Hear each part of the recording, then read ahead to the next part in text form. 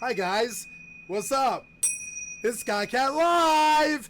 How you doing? It's 2:15 in the evening on 7/6/2024. That's a Saturday, July 6th, 2024, in this beautiful day of this neighborhood. And I am here to bring you a debate, a live debate that just went live about 17 minutes ago, and I had my air conditioner trip my power, or I would have been in earlier. Sorry, so I turned my air conditioner off just so I can get on about my day. Run some fans in here, and it's loud, but I mean, what can I do? It's 100 degrees out. So so today we'll watch Cenk Uygur, the lead of TYT, the Young Turks, debate Destiny, a right-wing debater, I think. I'm not sure, but yeah. And so here we go. We're going to listen to that. I just bought a game called Nightingale, and I'm going to drop it off the big face here, and you can see that I just bought a new game called Nightingale, and I didn't think it would be 50 gigs, but it's 50 fucking gigs, and so dropping it off the big face here, deactivate, activate. So as you can see, I bought Nightingale, and we'll see how that goes. I'll give it a nice little 2-hour play and see how that goes. And here goes Cenk versus Destiny, and some FFXI and some Eve. I hope you guys enjoy. I hope you're having a wonderful Saturday. Let's get to it.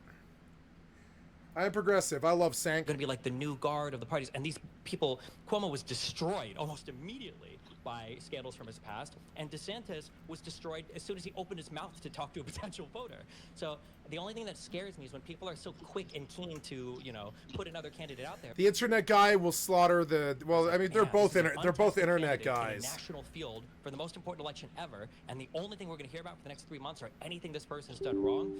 That's just a really scary world for me to be in. Maybe even more scary than a bad Biden debate performance. Responses. And by the way, just quickly, Brianna, I appreciate your point about Biden being able to actually govern if he were elected for another 4 years. But I agree with Destiny on this point. I don't give a damn about that. All I care about is who can beat Trump and keep Trump out of the White House. If Biden beat him and Biden stayed in the White House and he could only be president for a year, well then, heck, he has a vice president who will become president. I don't care about that. I care only about keeping Trump out of the White House. Okay, I want to pass it to Cenk. I'm sorry, Cenk. He has some things to say. Go ahead. You don't like Trump? Yeah. 80% of the country thinks that Joe Biden is not mentally healthy enough to serve. You're going to run that guy? You know what that means? You're going to run that guy? 8 out of 10 people in America think that his brain is not functioning well enough to be president. To think that that's our strongest candidate. Don't run that guy. That's ridiculous. Do not run that guy. Don't run that guy. Sure. I don't want him. Alternate reality. It's blue MAGA. Do not run that guy. Blue MAGA on steroids. Yep. 8 out of 10 Americans think that his brain isn't working. I mean, the minute that he didn't want to relinquish, yeah. Why don't you just say I love Trump and I want Trump to win? Because that's what Trump's saying. That's what MAGA's saying. Go look at social media. Yeah, like you want to please run Biden. Yep. So please run Biden now. Now it's changed. But look at this conversation. Now they like Biden. So, can Biden finish 4 years? No. And no. You guys are saying, no. Who cares? But you're not going to win an election. By saying he can't do it now. He's fallen so many times. Like, I don't know. We could watch a fucking we could watch a thing. I'm gonna do a react content to this live debate. I don't care. I've seen him fall like 15 times or something, and not seen him, but I've seen the footage of him falling in the last 4 years. This man is not ready to run right now.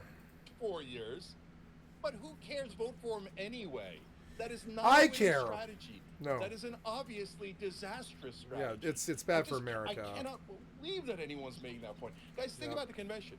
If Joe Biden's still a candidate by then, when they chant 4 more years, everybody's going to be embarrassed. The Biden team's going to be like, shh, you're reminding everybody that we have 4 more years with this guy. There's no chance in the world that America is going to put in a guy into the Oval Office when they don't think his brain is working. So who's the alternative? It's already over. Let's pack it up. Who's the alternative then? Easy. That's easy. So that's easy. Let me explain. That's easy. Yeah, it is. It's easy on 2 fronts. Number one, this whole fear mongering about, hey, what if the other guy is even worse than a guy whose brain doesn't function? You don't think Get rid of there's a both of person them. in the Democratic Party who has a brain that's Pass a law where if you can't I don't know what it I don't know what it'd be. functioning? Of course there is. Of course there is. Okay, so now the process. The process is just like it's always been until 1972. The delegates go and they vote in an open convention. What's the big deal? Are Oh you- my God! Hold on. It'll be a mess. Mess how? Oh my God! You'll have all of the whole country listening to a bunch of Democratic politicians defend Democratic policies and get billions of dollars in free Uh. media to Democratic politicians and Democratic policies. How is that bad? If I It's terrific. Sure. So we And should have last another thing, and then I'll let primary? you go. Last thing on that. So once you go through that process, the person who won the most number of delegates is likely to be your strongest candidate. That's the whole point of the convention process. Yeah, like when was the last time we had really due process in this country, like JFK? Yeah, So why don't we go with the strongest instead of the weakest? yeah, if I like wrote right. Things to decide. if I may interrogate that for a moment, Cenk, when you say Or that Cenk, the Cenk, convention Cenk, should Cenk, is it decide, Cenk? do you not fear or worry that that will Cenk, be Cenk. seen as an undemocratic process where the No! DNC elites are just simply picking who they want, anointing them? No, No. Go ahead, Cenk. That's the very definition of how these parties work. Remember, none of this happens if Joe Biden doesn't say, I'm not running. If Joe Biden says, I'm no longer running, then there's a process to pick a nominee. But don't you Yeah. worry, to Walsh, real quick, Congressman. Yeah. Back in '76, Reagan made a challenge on the convention floor, despite the person not running, right? So, do you not worry that even if Biden says, "I'm still going to run," that there won't be some challenges from contenders during the convention? Oh, if Biden says he's going to run? Yes, I'm going to. I'm still running. No. You don't If think anyone Biden will is challenge in- him? No, I believe if Biden stays in, there will be zero challenge at the convention. And by the way, if Biden steps down, hopefully, I think, as Cenk said, there What will was be a that? raucous, divisive convention. But my God, we live in fucking unprecedented times. This is exciting. We're going through something. I mean, embrace this. It's different. Okay, Cenk wanted to Yeah. get in, and then I'll pass it to the rest. Yeah, I mean, look, guys. First of all these things about like, oh, back in '76, Reagan hurt the chances of the party, and Kennedy hurt the chances of the party when he ran against Carter, and all this nonsense, right? Okay, so wait a minute. Were they running against a guy that 8 out of 10 Americans thought that person's brain had stopped functioning? Of course not. It's like that Fleischman clown that's going around. I predict die of the 13 points. Yeah, but brother, the 14th point is the guy's mind working or not? 8 out of 10. It doesn't. And guys, it doesn't matter what we think on this panel. The jury's in. 8 out of 10 Americans say not mentally healthy enough. Good night, Irene. That's It's the good already night, over. Irene. It's over. So the Fuck only him. Get him out of question here. is, can the Democrats miraculously resuscitate a campaign to give Trump a challenge? And the way to do that is already built into the process of the convention. And this whole idea that, oh, it'll be divisive. So what? That's great. Yeah, so what? That's Yep. great. So you're going to That's have good. different Democrats saying, hey, I Yep. want higher wages. No, I want higher wages for the average American. No, I want tons of health want care for the average Astro American. No, Wings. I want universal health care. These are all great things. I mean, Well, look and- at 2016. One last thing. Look at Yeah. 2016 when the Republicans had a mess and it was super chaotic and they were talking about penis size and all this craziness. And they won. They Well, won. And look, I'm the only, I think, former Republican on the panel. I was a Republican congressman, a Republican candidate for president. I was a Republican for my whole life. My former political party has become a cult, right? Like they don't, there is never any public questioning of the fitness of their leader. I think what the Democratic Party is going through right now is healthy. And if they went through a really raucous convention, if Biden stepped down, that would be healthy. But I need to back up for just a second because Destiny, I want to I want to understand and appreciate why at this point you still think Biden would be the strongest candidate. Help me with that. I mean, he can run on his record. If we have a new candidate that's in, you have no record that you can run upon anymore. He beat Trump once in an election. How relevant that is to the next one is, I guess it's hard to say. But those are two things that are now completely tossed if you start running a new candidate. Another factor is that, you know, Jen keeps saying over and over again, like 8 out of 10. What? Yeah. Real quick. Jen keeps saying like 8 out of 10 Americans don't think that you know, his brain is working. Blah blah blah. That's fine, but the polls don't reflect that. I mean, look at the popularity that Donald Trump enjoys, and they don't even care if his brain is working or not, right? We're told over and over again to take him seriously, not literally. Like they make excuses for him not even be able to speak, which you know, he stumbles through a ton. So yeah, again, I'm not like allegiant to Biden, but the idea of just throwing a whole new candidate up and the idea like, oh no, the primary process will produce something so good and we'll all unite around that candidate in a big kumbaya afterwards. I totally don't see that happening. So can I jump in on that? Because I agree with Stephen on multiple points here. The compliance stuff is something we are really not examining enough. You know, Joe, you know this better than anyone here. You know, all those donations, they could go to Kamala Harris, but, you know, even if Biden starts a super PAC, you know, it can't coordinate with the campaign. So, you know, Stephen, you know better than anyone, the individual can go out there, get the data, run your own canvassing operation, but I think it will obviously be diminished if it cannot coordinate, right? It can put out ads, it can do all that stuff. That's going to be difficult. Another thing that I think, respectfully, Cenk, you're discounting a little bit, is the media has not really dug in on any of these other candidates that we have and really vetted them. And every single one of them has some liabilities that we need to think about. You know, as far as Gavin Newsom, who's married to Kimberly Guilfoyle, I don't even want to imagine what stuff is going to come out with that. You know, Kamala Harris, the right-wing media has decided she's kind of this dim-witted aunt. You know, once they go into full attack mode on her, you know, is going to be a white supremacist running against a black woman. Right? You look at Raphael Warnock, you know, there's some stuff there they can go after. And I'm not saying it's a bad idea necessarily. I'm saying as we're figuring out our calculus of who is the strongest candidate, it is just simply true that we know where the bottom is with Biden, and I'm less certain of where that is with these other candidates. And that money challenge is it's not a minor thing. So what I need to see moving forward is I need to see Biden with his head less stuck in the sand, with a credible plan to turn around this huge deficit that he's got, because on the course we're on, he's not going to win, and if we keep this playbook that he was using last night, we're going to fail. It's not just Biden that's going to fail, we're going to lose Senate Democrats, we're going to lose the House, we're going to lose local races. But I also need to see, if we do replace him, I need to see a credible plan to bring up that fundraising, build new field offices. Like, whatever we do, we need to figure it out quick. I actually think, and Cenk and I may disagree on this, I think Kamala Harris would have to be the nominee. And by the way, Brianna, Kamala Harris would get all of that money. Let's remember something. It's not the Joe Biden re-election campaign. That's right. This is the Biden-Harris re-election campaign. Sure. If the president of the United States says, I can't do it, I won't do it, Biden picked her 4 years ago. Biden was going to be the bridge. Biden has to embrace her and endorse her. And in a weird way, maybe I'm shooting my own argument here, Destiny. I really don't believe it. It almost doesn't matter who the Democratic nominee is. I believe there are more people in this country who oppose Trump than support him.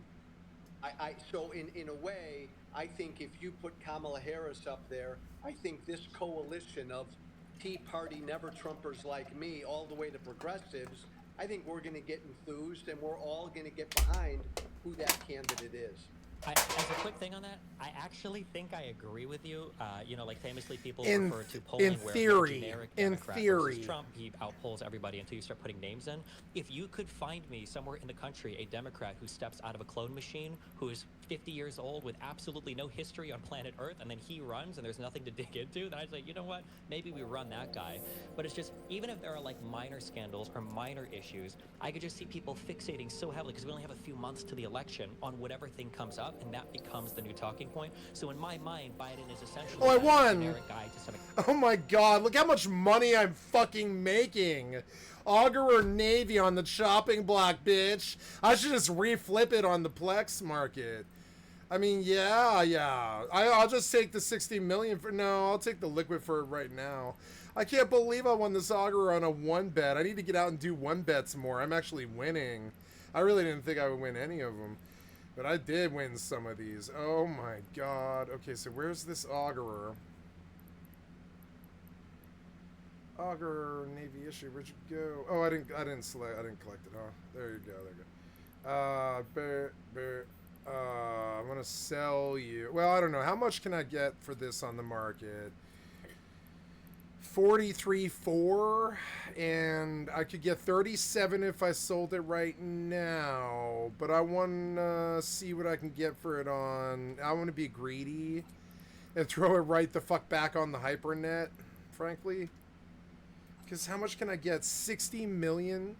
That's a lot more than 47 or whatever it is they're gonna offer me. Yeah, like how much will you pay me for this? 34. Seems like 57's a lot better than 34. I can even knock it off 7 million, and I will. I'll drop it to 53.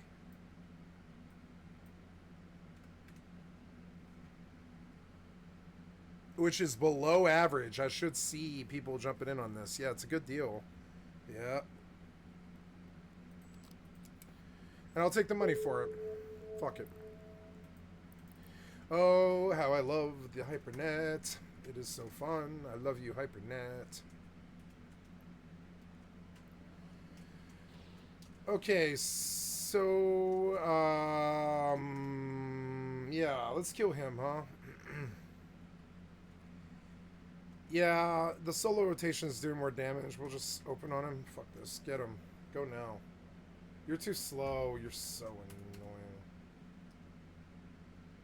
Oh, I hate their pathing so much. Alright, you. Go.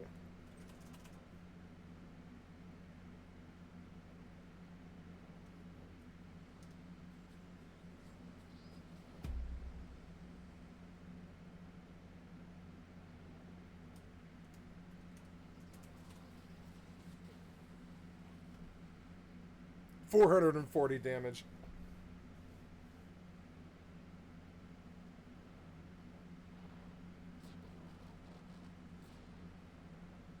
$325. I'm hitting for 50. It's gonna be even crazier when I get my Kraken Club. I love Black Mage. I fucking love Black Mage. I'm a Black Mage. I'm a real Black Mage. I definitely am. extent. He just has to not be buried by the cognitive decline. Motherfucker, I play Black Mage so much better than you. I had some stupid-ass Final Fantasy player trolling me one time because he was like, you seem to automate everything you do. And I'm like, you mean use the macro system? But other than that, like his incumbency, his record, like these things are so strong. Yeah, I automate everything I do. Yeah, no lie, no joke. Definitely. I definitely do. I definitely do that. Do you have any mana? Did the Digger aggro? No. No, you don't have any mana. Alright, get the solo rotation going again. And then I'll get a Utsusemi. Oh, did you interrupt? Yeah, you did. Oh, well, that's okay. Oh. You son of a bitch. Miss. Oh, my God, you're so annoying. Okay, stun. So annoying. There. Run the rotation. Kill him.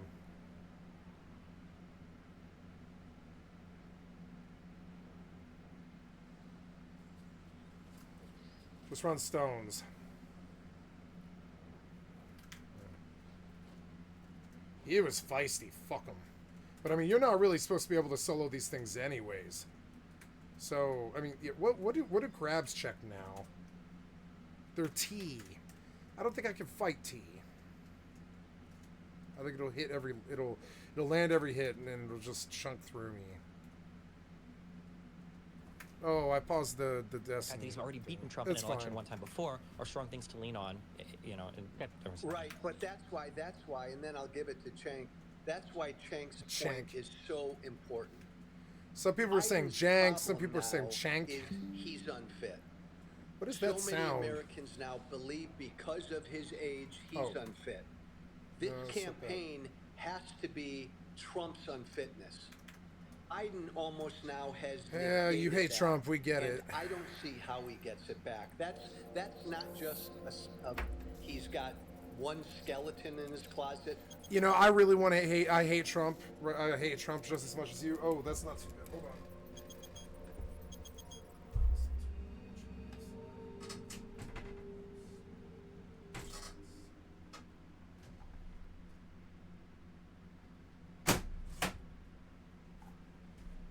Sorry, my door was partially open and there was a bee in here. I'll trust me. I hate Trump, probably the worst out of all of them. I hate Trump. I would actively plot against him. You know, I don't like Trump. But I don't want to hear, for 8 years now, I've been hearing how much we all hate Trump or whatever. And I'm just not really down with the premise anymore. I get it. We all hate Trump. I don't want to hear about it anymore. It's kind of like O.J. Simpson. You guys talked about O.J. Simpson way the fuck too much, and you talk about Trump way the fuck too much, and I just don't want to hear about how much you hate Trump anymore. I hate Trump too. I would actively plot against him. I hate him. You know what I'm saying? But like, I don't sit around. Trust me, you can watch my stream if you don't believe me. I don't sit around and badmouth Trump all goddamn every day. I really don't. He doesn't even really come up on my stream that much. Or he's bad on an issue. I'm not saying don't hate him or talk about him, but like, I mean, yeah, I am saying like, yeah, it's saying that you hate Trump in 2024. It's like saying I breathe oxygen. I breathe oxygen. You just really seem to want to say it. I breathe oxygen. I hate Trump. Yeah. We get it. We fucking get it. I get it. I hate Trump too. I get it. You know, but I don't walk around saying it all fucking day. I breathe oxygen. I hate Trump. It's kind of like that. It's what it really is. That's how really stupid it makes you look all the time. We hate Trump too. Get it? I think deep down all the people who like Trump secretly hate him. I really do. But like honestly. Stop saying it all day, every day. I get kind of sick of it. We get it. We get the whole Trump thing. We get it. Shut up now. This is like humongous, and I don't know how he gets over it. I'm going to give it to Cenk real quick, but after I do, I have a question both for Destiny and for the other side here. So, Cenk, if you have some responses to what's been said, I'm going to give you the floor, but then I want to be able to ask my question, maybe move this along a little bit. Go ahead. Yeah, I have a lot of responses. So first of all, I want to double down on what Brianna said on the dangers here. At this point, it would be a landslide win for Donald Trump. He's into the non-swing states. Damn it. Hold that the Democrats accidentally leaked. He was just convicted of 35 felonies. What do you mean landslide? It's because people don't watch television and don't have brains. If it's a landslide, it's because they don't watch television, don't have brains. Come on, man. You want to back this fucking felon? How long till he's doing criminal things like back in the lobbies and the fucking, and the highest bidder? We know he's a corrupt businessman. How long till he's running a syndicate up there? He's a fucking felon. Why would you want a criminal president? Biden losing 3 non-swing states and in the danger of losing 6 non-swing states. So am I saying So something he's that's down. untrue? I mean, I really feel that corruption was kind of like a platform in his cabinet. And like, I don't know, I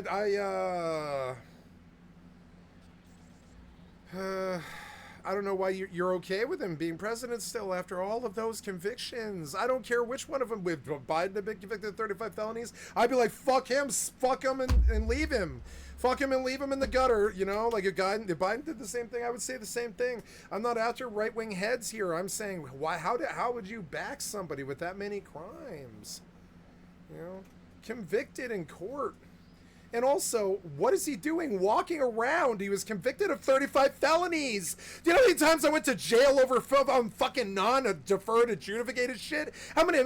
Much of my life was torture over shit that wasn't even a felony and shit. The guy has 35 fucking felonies. What is he doing walking around? Jesus Christ, I will never vote for your system again. I'll topple it first. Every time you go so fucking guerrilla mode, fucking... what's the word? Like hypocrite like this? where you like you fuck me for less than a felony all of my life, but you let him stroll on 35? How are you all not criminals? How did he walk out of that courthouse? Ballot will be disastrous. Proof that I actually hate Trump, right? I just don't want to hear about him anymore. Past that, past the 35 felonies, I don't ever want to hear his name in the press anymore. To me, he's a non-entity. Like O.J. Simpson, soon enough he'll be smoking crack in a fucking Vegas hotel room with Stormy Daniels. Trust me, it's like that. It's gonna happen. You know, more like with him, he'll be dead of old age. As we speak now. So if things go as they are... I mean, even though O.J. Simpson had white hair and he was up there in a motel room smoking crack with some stripper, I think, and caught a murder charge or something. That's what happens to these weird criminal cult of personality types that we back for no fucking reason. Democrats will hand... Like you know, like it's weird. They're gonna be criminals. They've been convicted of 35 felonies because they're criminals. Oh, maybe I can help him in time. I don't know. Maybe I can stick a stun on him. I want to stick a stun on this thing. Can I land it? No, out of range. Well, I tried. If you stop, I'll stun him. The eagle is not dying. I can take him now if I can reach him. Yeah, like that. Fuck off. He's mine now. He'll deal with me.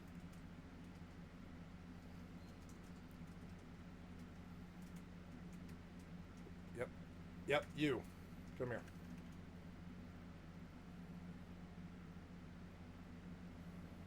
That guy's elite Black Mage. Jesus Christ, look at his fucking gear. I'm the Kirkland brand Black Mage with the off-brand green outfit. But sooner or later, I'm going to pull out the Octave Club, which to them is like, you know, Trump Tower or whatever. And they're like, oh my God, you're so rich. And I'm like, yep, yes, I am. I look like a poor Black Mage till I pull the Octave Club out and they realize that I can solo to 75 and I don't need anybody because I'm that rich. And Trump, Congress, easily, all of Congress, and a mandate. There is no... Why am I out of that mana? Is worse than that. What the So fuck? right now, we're at a 0. We can only go up. Ouch. So I need people to stop believing in the hypnosis that Joe Biden has any chance of winning. This Because one's if you asleep. think that Disengage. he has a 45% chance of winning, oh my God, I'm a little worried he's off by 5%, you're going to make the wrong decision. He has a near 0% chance of winning. So Destiny, you say, hey, 80% of the country, you acknowledge that he thinks they are worried about his mental health, but you say it's not showing up in the polls. But brother, it is. Because as you guys are showing here, now I think at least 2 people, maybe 4, up to 4 or 5 people on this call have said that, hey, if Biden is like brain dead, you'd still rather vote for him. Well, that speaks for at least a third of the country. So where the election is being held is with independents that Come are in the on, middle. side fleet, side Biden fleet, has now side lost fleet. Nope. Way too many of them. He's not going to lose blue MAGA. Trump's not going to lose red MAGA. But there's a big number in the middle. And Loki, come on, Loki. Towards Trump in a way that is unrecoverable. Come That is on, why, Loki. in effect, he's Nope. down by 11 Oh, well. in the New York Times poll, and his favorability is so disastrous. Again, it's literally never been done before by an incumbent to come back from this far behind. So when you talk about vetting the candidates, look, I'm not Pollyannish. Will there be things that come up? Of course, but that's very, very normal politics. So I don't, for example, Kamala Harris, I don't think she's a good candidate at all. I think the idea of anointing her is preposterous. So you're right, Joe, I don't agree with that at all. But on the other hand, if she wins in an open convention, and she would be the favorite to win an open convention since she's part of the Biden-Harris team, then she earned it, and it makes her stronger. It makes her more credible. So we should go through the process that exists instead of doing the same mistake the Democratic Party does every single time. We are anointing a leader because we are geniuses. At the DNC, we're super smart. We're the ones who picked Hillary Clinton and Joe Biden in 2020. What do you mean? You keep saying anointing a leader. Hillary Clinton won the primary. Joe Biden won the primary. What is the anointment we're talking about? Yeah, so easy to answer. In 2016, the DNC doesn't say, hey, I'm not, although in 2024 they did, and I'll get to that in a second. Hey, I'm not having an election. Instead, they do things like, oh, let's plan the smallest number of debates. Morons who gave up hundreds of millions of dollars in free media coverage. The Republicans swooped in and had a ton of debates, got all that free media coverage and used it to win. and they put the debates up against football games late at night, etc. So that's a small part of it. Another part of it is that they laundered money, and this is a proven fact, through the state parties. The giant rich donors basically cheated and got the money to go to the DNC and then to the, not the DNC, but the Democratic state parties, and then go to Hillary Clinton. That was favoring one candidate over another. And of course, we're not even talking about the 800-pound gorilla in the room, which is mainstream media. Corporate media loves corporate Democrats like Biden and Hillary Clinton. Yeah, I don't, like none of this, yeah, this is all, just to be clear, this is all, Okay, Hold on, one at a time. Let me answer the question. Answer the so question, you but guys then we gotta think- get to the rest. Yeah, I get it. You guys think, oh, the DNC cheating for corporate Democrats is great. It's wonderful. Wonderful. They should tilt on scale. Yeah, lead on the scale. We don't want a populist who's had a 12-point lead against Donald Trump. We don't want to win because you know that they think that an economic populist is way more Your skill has dangerous increased. who's than the economic Trump. populist with a 12-point lead to Donald Trump? Well, in 2024, what did they do? I know because I was in What kind the of primary. stun was They're like, that? "Oh, the Florida primary canceled. Biden is unilaterally the candidate from Florida. In North Carolina and Tennessee, there's a sitting U.S. congressman in the primary. They're like, yeah, I don't care. We're not going to put anyone on the ballot because they cheat in every way. They hate democracy. Okay. And They it's do. so ironic that their tagline for this election is protect democracy. As the DNC is Yeah, stomped it out right. everywhere they could find it. You guys And hate that is why democracy. they pick loser, Your skill has super increased. weak candidates. Yeah. Because they do this. You dumbass guys subvert the anointing. process Instead of just all having the a fair time. contest. You don't care about democracy. You think it's all rigged election. You say it all the time. You say rigged game. Lock them up. Because you subvert the process all the fucking time. You and democracy don't mix, and he's right about that. He's absolutely right. Man. Everybody can vote and have a fair shot at it. Jake, just real quick, do you throw your name in the ring when it comes to the Democratic No, convention? no. so you're That's a sitting really out? important question. Wait, am I able to respond to my simple question that he answered? Can I answer the question? So the reason I ran in the primary was because I accurately assessed that Joe Biden had no chance of winning. By the way, I await apologies for all the people who were wrong and said, "Oh no, you're ridiculous. Joe Biden has a great chance of winning." Oops. Okay, so I ran desperately to get someone else in the race. I said it on the first day that I announced my campaign, and I said it throughout. Let's go. If we I can lost somehow this. rattle this Oh, race damn enough, it. the Democratic governors will come in. Look at Andy Beshear. He's sitting in Kentucky. In Kentucky, he won twice. He has a really good track record. Shapiro has a good track record in Pennsylvania. Whitmer would almost guarantee Michigan. 14 Why no. don't we take a much got taken for higher a chance of ride. beating Donald Trump instead of a 0% chance of beating Donald Trump? Okay, I want to pass it to Destiny. He said he wanted to answer. Yeah, sorry, I shouldn't have asked that question. My bad. So it is a democratic process that turns out our candidates, and that's where these candidates have come from. I think that people speak in thinly veiled, unhappy tones about who the candidate is because they prefer their particular populist or their particular progressive because they think if we just put him on the general, even though he gets destroyed in the primary, somehow he's going to win the general election. And if you look at these hypothetical polls where they put up a candidate who has not even been nationally tested against the current guy who's on the other ballot, he would have won a ton, but that's just not true. If we're going to talk about an anointing process, and we're going to say that Hillary Clinton was the one who was chosen, why did Obama beat her? Obama, unless Obama magically became the anointed candidate in 2008, but in that case, why couldn't Bernie Sanders have become the anointed candidate when voters started to prefer him? It's because progressives and populists are not popular on the Democratic side. Thank God, okay? They are not popular on the Democratic side. And also, the idea of somebody talking, about like, oh, these candidates are, the Democratic Party is stealing the election because they're not willing to primary their own candidate. I'm sorry, where were the Republicans' primaries against Donald Trump? When he was running for re-election, you just don't primary your candidate. There's nothing undemocratic about that. And deciding when you want to hold debates and not, taking seriously every single, 1 percentage point polling candidate seriously and hosting debates and wasting money.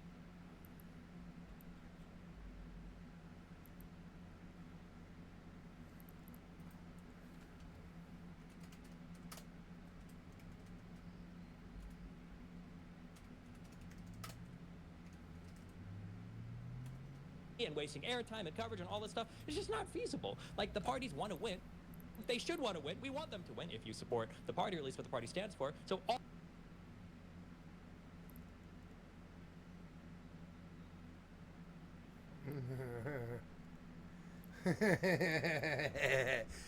All of that makes sense. None of that is undemocratic. Nothing was undemocratic about Bernie or any populist losing the elections. These are the results that our system, for better or for worse, have given us in as democratic a manner as they can reasonably do.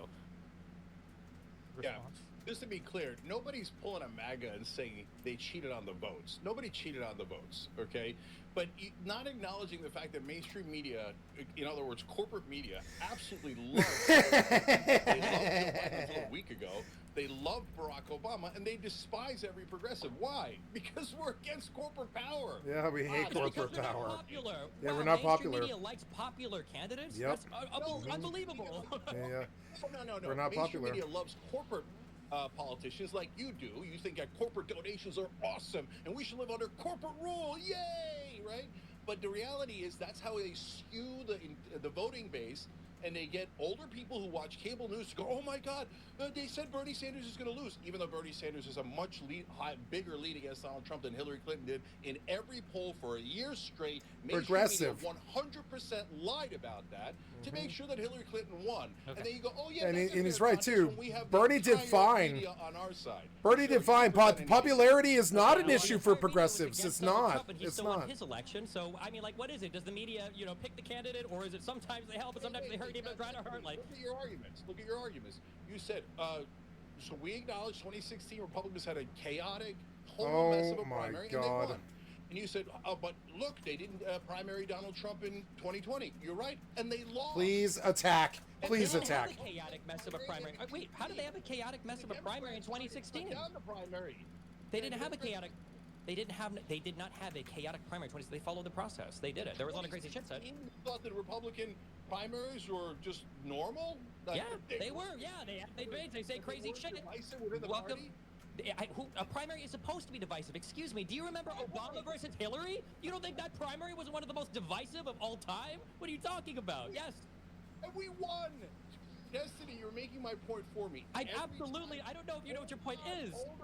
Hold on. Every time we have a mess of a primary that's contested and that's relatively fair, that side wins. Literally every time. Okay, I want to rein this in a little bit, bring this back to the topic at hand. Justice So, Smith. can I jump in, Wick? I actually, Really quick, but I do have think some I'm questions. back. Go ahead, This brings Brianna. me to a really good point that I want to talk about with this, which is I think it's a risk that all of us are kind of underestimating, right?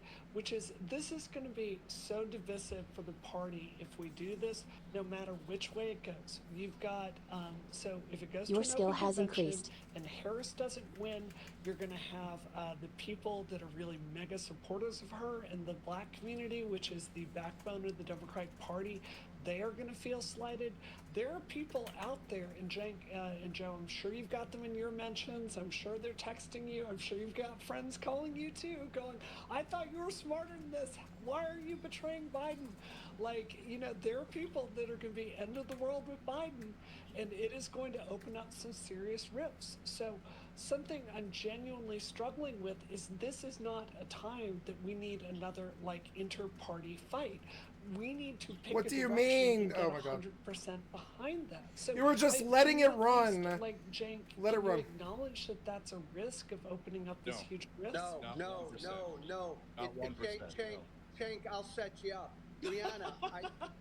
Brianna, I love you. It's an opportunity. Look, we are living in a populist moment. We've been in a populist moment now for 8 or 9 years. Voters across the board are pissed off. Biden steps down, there's a fight, and you have a divisive convention. That's perfect for this moment. Voters want shit like this now. They don't want the status quo. Democrats have given, I agree He's with wise. Cenk on this. It's true. Democrats have given voters the status quo. It worked in 20 because Trump was such a fucking madman. But you're not going to beat Trump this year with status quo.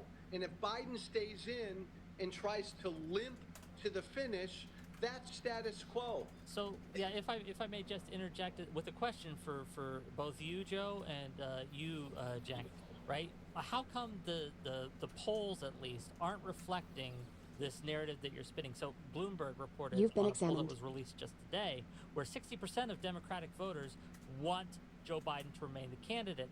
He also shows trending in most swing states are trending back towards Biden.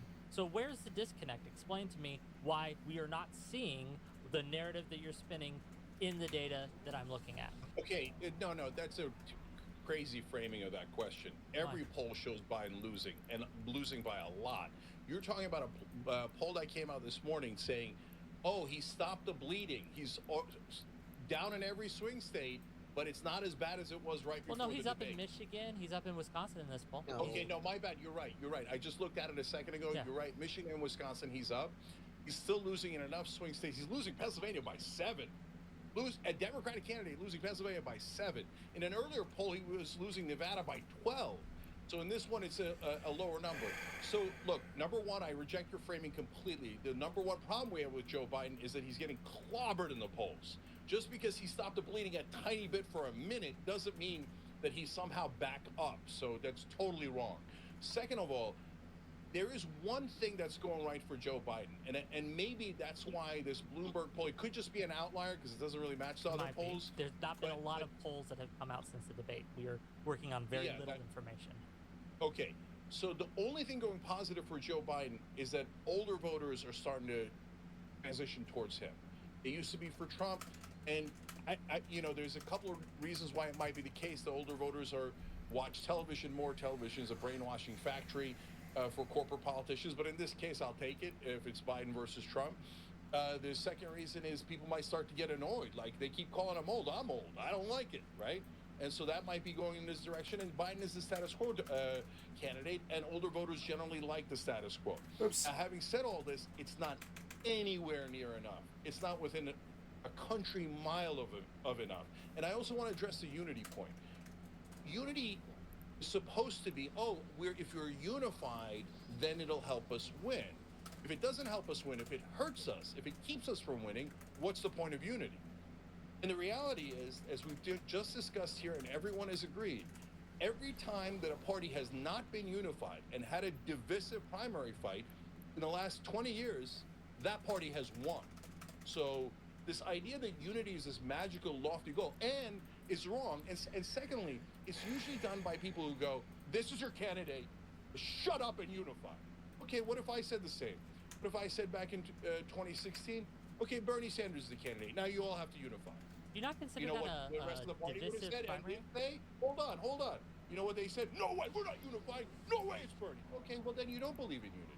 Well, Just because be honest. Bernie was never leading in the polls. Bernie never had a majority support in the party. Well, the minute someone has the minute anyone has a lead in the polls, that's it. Everybody's got to back it up. Jamal Bowman had a huge lead in the polls before the race started. Who said that? I don't think anybody said that here. You remarked that we didn't unify behind Bernie Sanders. You're against unity. I can't believe you. Nobody unified. Democrats. Nobody unified behind Bernie Sanders because Bernie Sanders never even had remotely close to majority support in the Democratic Party. That's why. I'm not saying that you have to drop it. There was a whole primary process. Primary process turned out candidates against him both times. Yeah. Okay. I actually, Joe, please. To your question on polling, I disagree with my friend Chang. I think Biden was down slightly going into the debate. I think most of the polling is showing that he's down a little bit more, but I don't think Biden can't win. And this poll that came out, the Bloomberg poll today that came out, was positive for Biden. If a few more polls come out in the next week that are relatively positive for Biden, that strengthens his case. I think a decision has to be made within a couple weeks, and I think the polling on this is going to be key. Well, then let me ask you directly, Joe, sir. Yeah. At what point do you change your mind? What do you need to see? What evidence needs to come out to show you that Biden would change your mind on this and say, okay, I was wrong. Biden is now. I'm riding with Biden once again. I'm getting back in that car. We're going for broke. It's a great question. I just want to provide a little nuance. My mind changing. Like, I'm all in with Biden. I'm all in with whoever the nominee is. I want to be clear with that. Yeah, sure. So if I see polling in the next week that says, oh my God, okay, this thing is still really tight. If I can see that, then that will give me a hell of a lot more confidence in Biden. But to what Brianna said a few minutes ago, I need to see Biden out there unscripted doing his thing, man. We need to see that in addition to some pretty good polling. Then I'll feel really good about it. I agree Yeah, with that. can I just follow up on that real Well, quick? I want to let Brianna respond real quick, and then we're going to pass it to you, and then I have a question for Destiny. Go ahead. Sorry, Jake. Well, actually, I wanted to ask Stephen a question. So, look, this is, I think Joe brings up a really good point. From here, from everything I've seen, for us to get back to normal, for us to have a shot of winning the Electoral College, Biden has to change things enough to get, I think, 13 points more up in the polls. Now, some of that is in swing states like Michigan. What is the actual plan, or what pathway do you see to Biden kind of changing this narrative?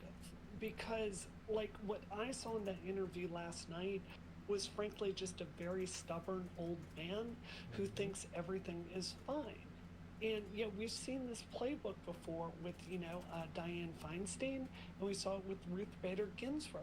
People that were just kind of a little tuned out to reality. So, what is the concrete?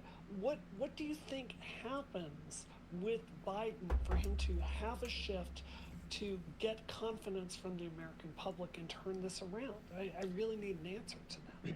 I don't think that populism is popular right now with the Democratic Party, but I think that For like 5 years, I've been talking about the dinosaurs. I used to say way back in, it's been like 8 years. I've been saying since like 2017.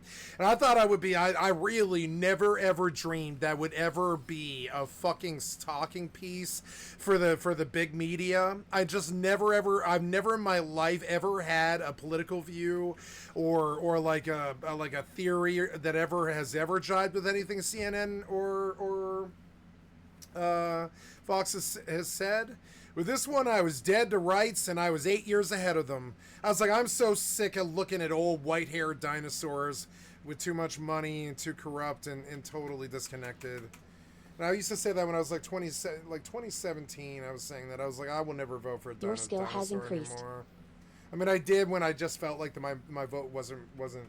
Which is I still think my vote is a throwaway vote because I'm not represented. So I give my vote.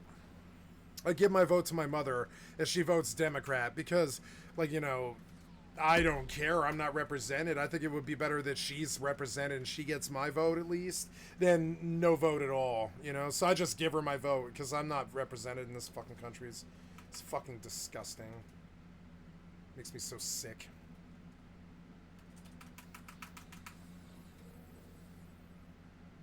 Drain and stun. I better sleep him.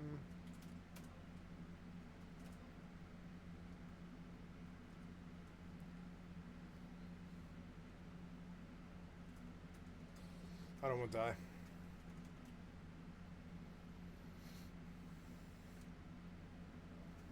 I mean, I guess I could freeze him if I had enough mana, but I don't think I do.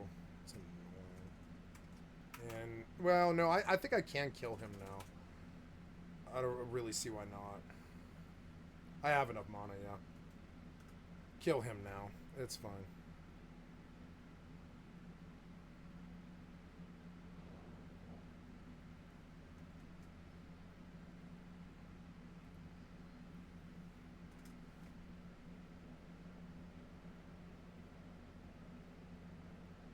Hi. I love Black Mage. It's like a good game of Magic or something. The game it's so slow that it's almost like playing cards or something. I really love pacing like that. It feels like playing Magic the Gathering. You're like, oh, okay, well, so the goblin responds by knocking me back 3 feet, which interrupts the sleep 2. So now I open Utsusemi to get 3 shadows to eat the next 2 melee hits and his next spell cast.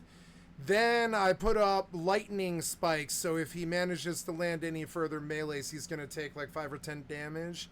And then I open stun with the last 210 mana and complete with arrow 3 into a stone 1. And it all feels like Magic the Gathering, kind of. It works out just like how slow it would be in the game of cards or something. And the mobs don't really... I mean, the mobs move fast, and they'll kill you fast, but they don't... But it's not fast in any sense of a gaming speed. It's fast in the respect that it plays out really fast. Like RuneScape, you can't stop it. It just the server ticks keep rolling, you know. But it's not fast, you know. It's fast enough where you can make decisions. You can spend the time to think. And I think that was kind of something that initially it just came from hardware restrictions, but I think now I'm kind of more appreciative of that sort of pacing more. Like I'm okay with spells taking 15 seconds to cast if the results are good, you know? Messaging is important. Like this game, all of its spells are like 6 to 7 to 8, 9, 10, 11 and 12, 13, 14, and 15-second spellcast durations. So Black Mage is really fun. When you press the button, it's like sending it kind of like a fucking, like a torpedo on a submarine or something. You're like, okay, I'm going to press this button now, and in 12 seconds, I'll see results. And it makes it so fun. It reminds me of submarine gameplay. Hey, Nightingale came down. It took forever, but all right, guys, we're gonna play Nightingale for the first time here. Let's fire this up. Let's see how well it plays with others. Oh, my settings on Eve are too high. We're gonna disable you, and you stay. You go down to medium. All the rest of you stay, but not you, or you. That should give the game its best feeling. She's ready to roll again. I will get the shadows up. Whoever does the debate coaching for Biden or speech coaching, the idea that he needs to be on stage rattling off 50 million figures like he's a nervous, like high school debate speed person or whatever, that absolutely never needs to happen. Biden needs to find a few good quotes, a few good slogans, and just stick to hammer them. them Fucking over hammer and over them. and Yep, over that's again. what he I think does. that gives him the best presence That's on what they stage, do. Rather than, that's what politicians do. If you're asked he about stumbles the economy, all the you know, time. how do you think the economy did under your country? Like, instead of 45% of Americans had this and 72%, it should just, you know, literally be, you know, my economy did better than Trump, who cheated on his wife with a porn star. Or you know, it's doing better than 34 felons, right? Like, it should just be hammering stuff like that over and over and over again because it's quippy, What? it works, Oh, shit. people like it. Yeah. No, Oh, okay. This game was You've loved. been examined. Wow, I haven't seen a start like that since Dreamcast. Jesus Christ. That was a non-AAA start. I haven't seen a non-AAA. I haven't seen a AA game in 10 fucking years. They said Obsidian's Outer Worlds was a AA game. No, that was a AAA disaster. Wow, it's a real AA game. That's awesome. I haven't seen one of these in forever.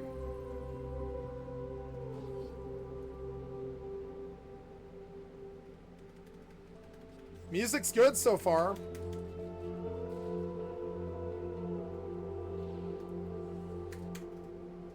Music's really good. Your skill has increased.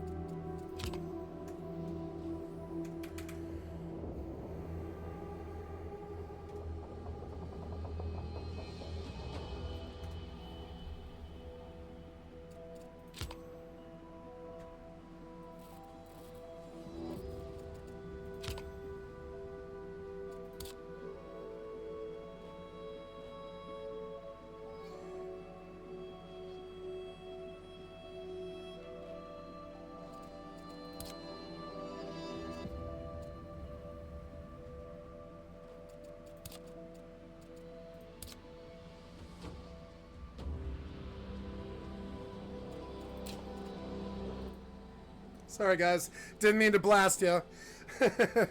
Brand new video game, you know. Down, bitch. You go down. With my last bit of mana, I got you. And I have TP. See, I have to, like, just like a submarine, I have to go periscope that goblin because the game moves so slow. See the camera? This is the max camera speed. It's, or maybe it isn't, actually. I don't know. Maybe I should try to turn up the camera speed. I never thought about that, but I think I used to do that, actually.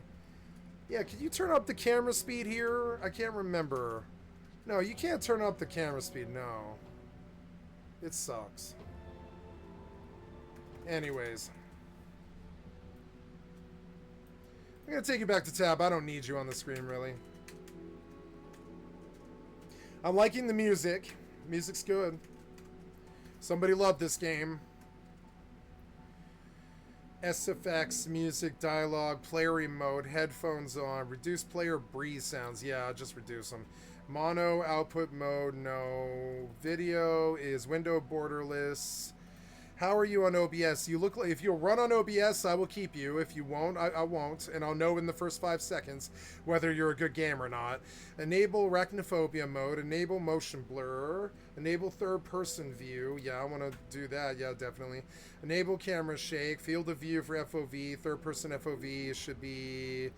Technically, I usually do 110. Third person FOV. Brightness reset to defaults gameplay.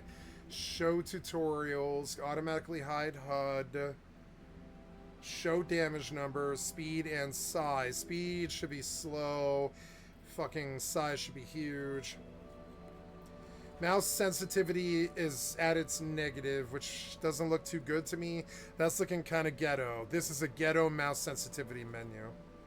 Controller input. It's a controller game, that's interesting right off the bat. Text language, English, offline choice on start. Ask out Erascaffer, always offline. Yeah. Then key bindings. Oh, well, at least they look better than some games. Toggle auto run. We'll see. I usually do thumb mouse button too. Oh, there's a dodge in this game? Okay, dodge in this game. Q.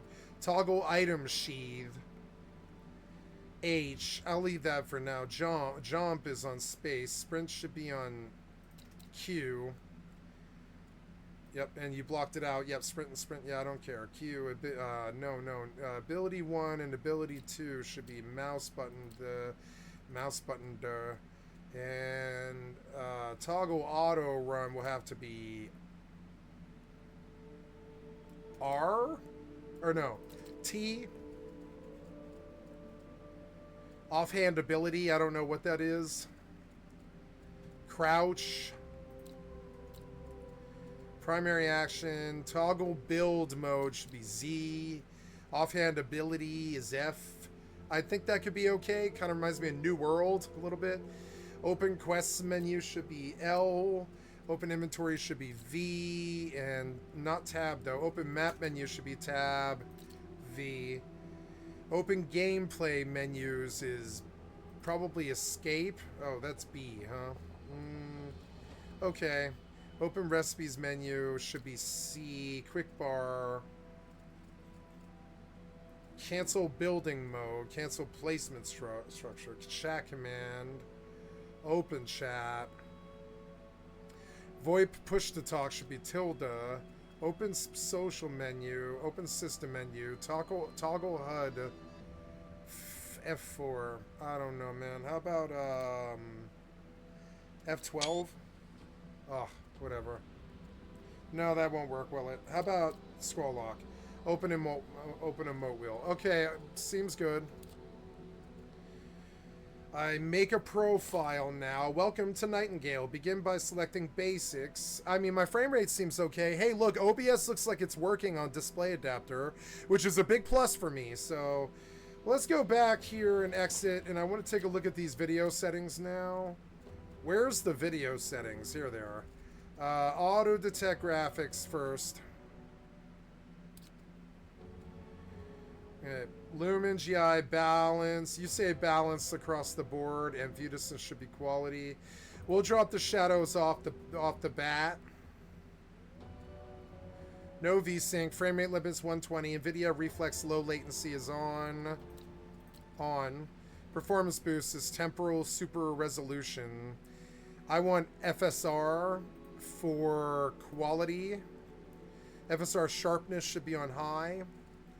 And all of this should technically be on low. I want performance off the bat for all of them.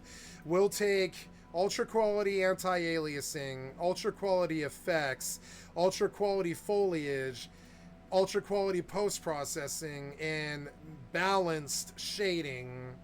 Shadows, texture's got to be ultra quality, and view distance needs to be performance. Enable Vertical Sync, enable Sharp. I'm getting better at graphics now. I know how to do graphics now. It took me a long time, but I know. Show damage numbers, interface, show subtitles, English always shows. Offline choice on start is always online.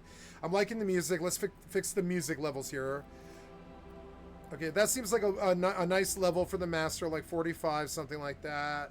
The music's a little blasty. We'll drop it down to where it's not so aggro and get a little bit more subtlety.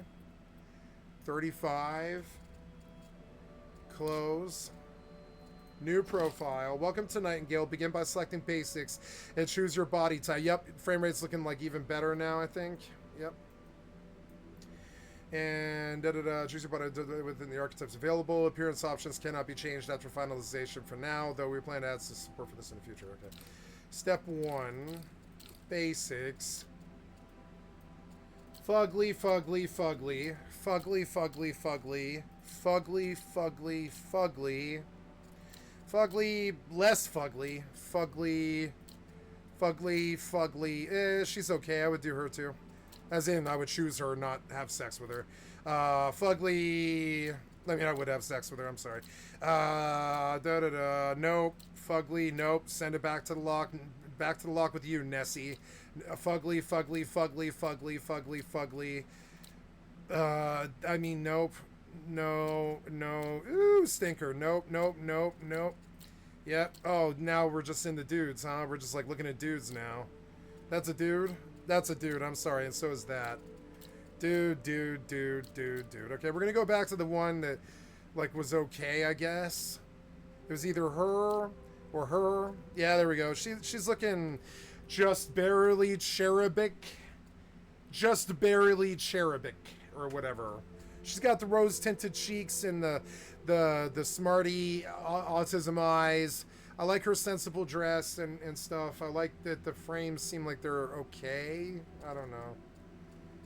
Age is 20. We'll go 43. Did that matter? I don't know. Voice. Oh, yeah. Oh, yeah. Yeah. Oh, me too. Oh, God, yeah. Oh, yeah. Oh, yeah, baby.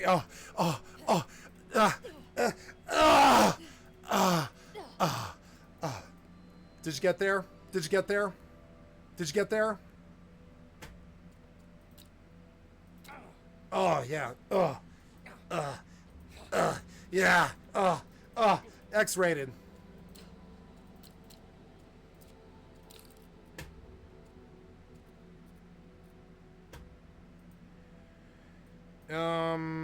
My lineage is random or reset. Okay, so do I get to pick? Oh, wow, yeah, so she's got a black father. And she's got a black mother, but she's the white sheep of the family.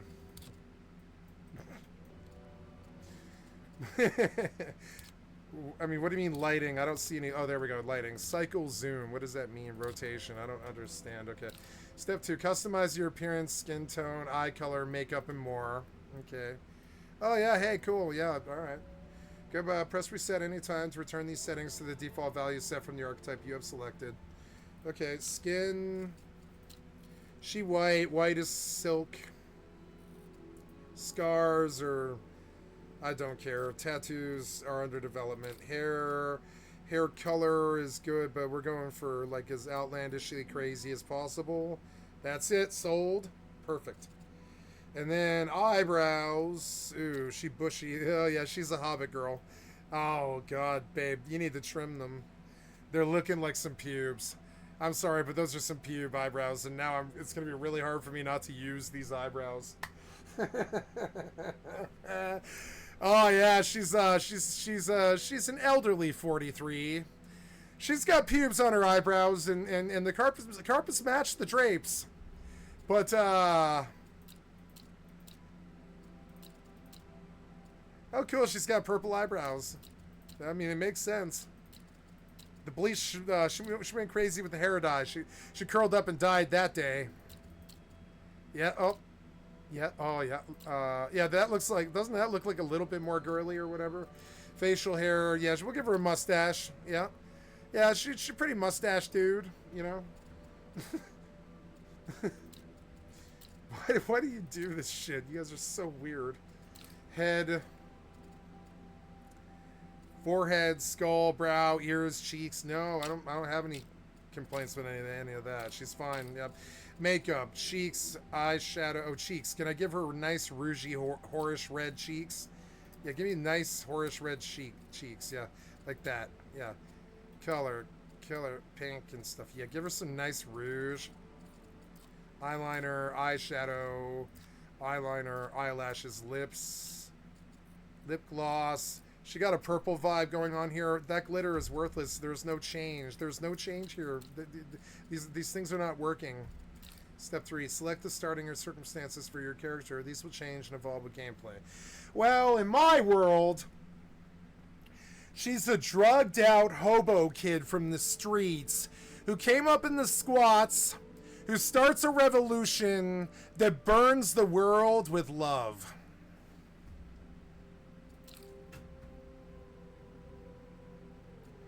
I get a rugged apparel set, rough but not unremarkable. Such nondescript clothing allows the wearer to blend in with most any crowd, avoiding attention for better or worse.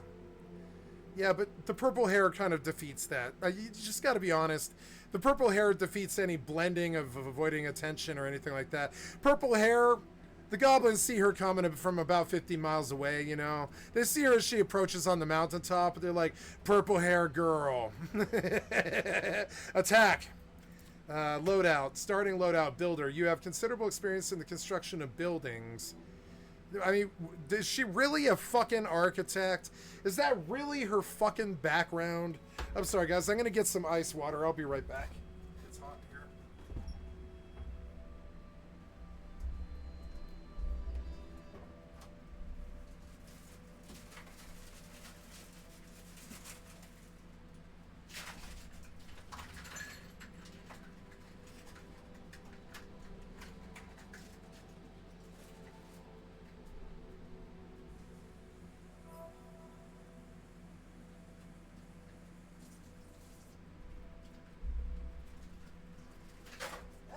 You dumped water everywhere. No. Why?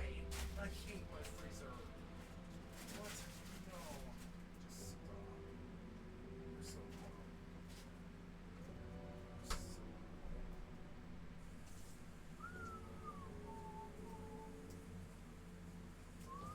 Why do I have hot water? Put hot water in my ice.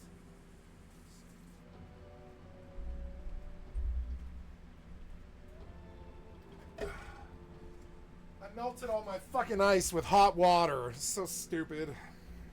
Anyways, yeah, she's, yeah, I think I'd jump the broom with her. Yep. She's looking like, so you say she's got a background in architecture. I say she's a fucking rube who never had a job, and I just want to sell her some snake oil. She looks like a fucking rube to me. Bright and passionate. Yo, no, I get to make it show. Okay, I have a starting loadout of builder, crafter, adventurer, fighter. I'll take fighter. Yeah, I want to be able to do like combat or whatever. Yep. So story, academic. Though academia had always been your dream, it was one you could scarcely afford. Luckily, your mind was not. I love reading these little stupid and named blurbs that they do for like story lore and stuff. Luckily, your mind was not your only talent, and to pay your hefty tuition, you joined a local club for the wealthy to bet on fisticuffs. Unfortunately, your hard-fought for fourth position was jeopardized once again when the Pale, a mysterious all-consuming fog, arrived. You fled your university for the realms, prepared for yet another fight. So you're a school kid who took up boxing, professional gambling, betting on the boxing fights. The second child of a noble family, you're a state person. You never expected to inherit your father's seat as regent. Instead, you joined the army where you found an aptitude for combat. Only after realizing that passion did you receive news of your elder siblings passing and a missive naming you heir. Though you bore a little love for governance, when the ominous Pale, a mysterious all-consuming fog, arrived, you helmed the evacuation with expert efficiency. Jesus Christ. I mean, it's like, man, I kind of wish I was on acid. This would be so entertaining to hear you talk about what a state person is. tradesperson. Though you've never been the most capable in your chosen profession, you've acquired masterful knowledge of the local taverns in your off hours. You favored the less reputable establishments and the outlet the outlet of their rowdy patrons provided you for your frequent frustrations. When the barkeep interrupted your most recent brawl with calls for an evacuation, you scoffed at the pale fog rolling forth, fists ready to face whatever lay ahead. Hermit.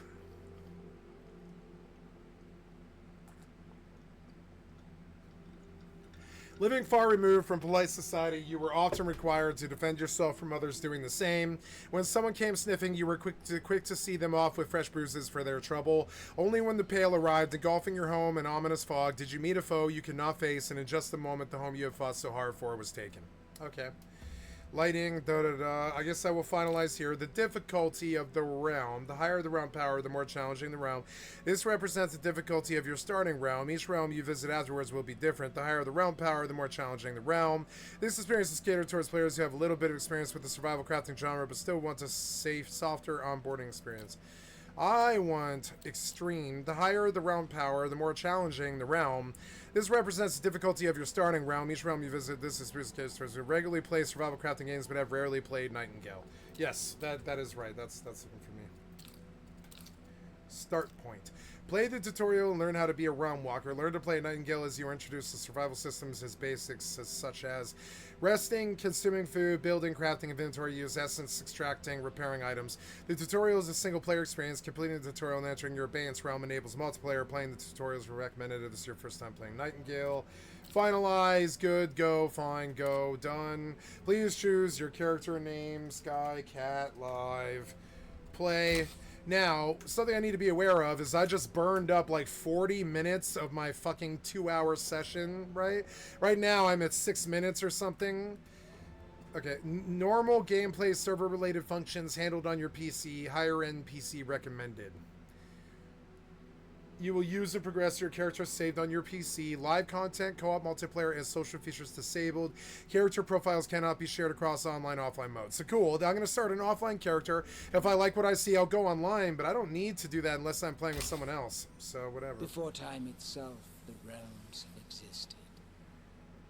Performance seems okay so far. Born of curiosity. I'm getting 90. We opened the first It's good enough for me, you know? endless Feywilds.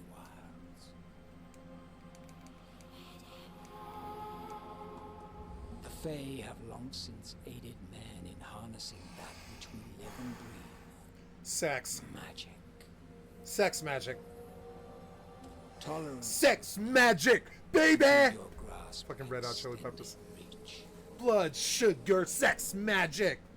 Greed in the face of power. Green, Saw and my your finger in my way ear.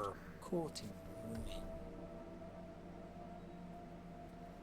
And out flowed the Pale, swallowing all in its path.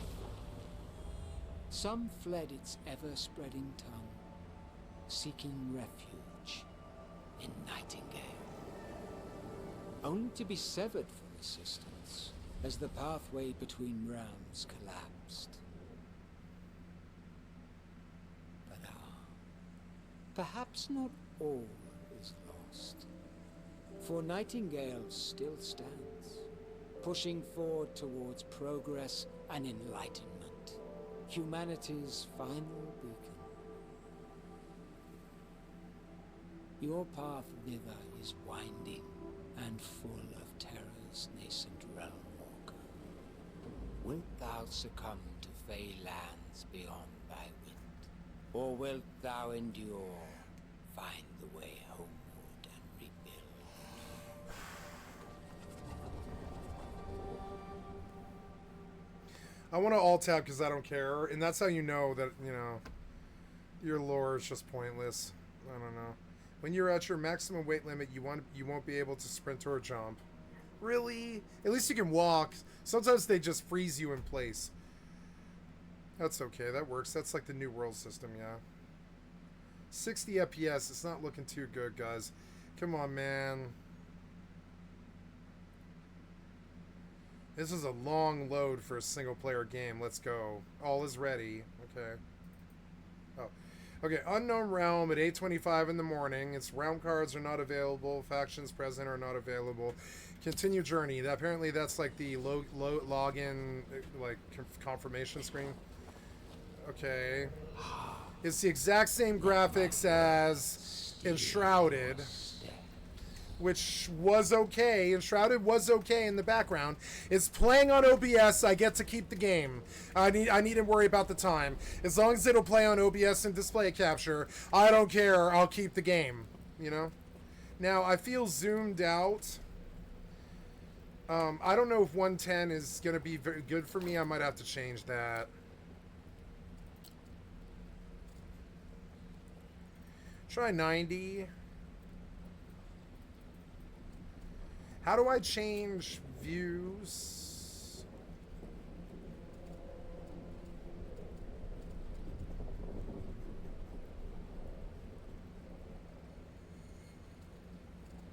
How do you change views? How do I go in third person mode?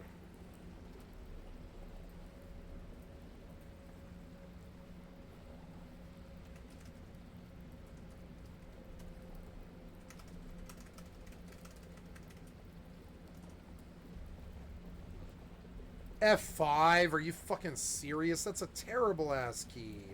F5? Are you dead serious? Where is F5 at? I don't see F5 reflected here. Are you hard-coded to F5, you fucking idiots? Piece of shit developers. Fucking idiots. Fine, I'll just stay in first person then, or whatever. F5 is such a bad key. You fucking idiots. Don't you play video games? Whatever. Oh good, so my sprint key is the same as my dodge key. That's good. How now, fleshling? Whither wander you, lost in our Feywild? It's good, but it looks pixelated, so let's go see if we can fix that. Usually that would be post-processing, but no, I believe it is actually the FSR quality, which should be native AA, maybe. Yeah. And oh, look, I lost 30 frames, though. 30 fucking frames. It's a good client. I would say it's a good client, which is, you know, impressing me, I would say. We'll go for quality here. Try maybe Intel Zest or something. See how that runs on ultra quality. See how that runs. 90 FPS and it's not as blurry. Intel ZESS is working. Whatever Zest is, Intel Zest. What is Intel Zest? I suppose I'll go find out real quick. Oh, what was that? Okay, F5 is so goddamn terrible. Live streaming, public. What do you mean stream finished? Stream is not finished. Stream is not finished. What are you talking about? Oh my god, at least I caught it. It's only been an hour. That's fine. Public, done. Save. Stop. Reload.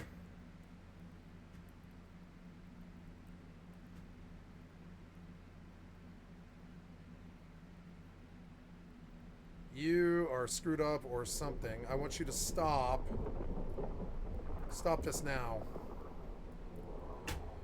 Oh my god. Fucking OBS.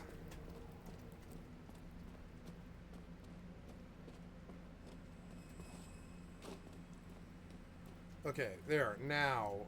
There you go. You were glitched. That was not OBS. That was YouTube.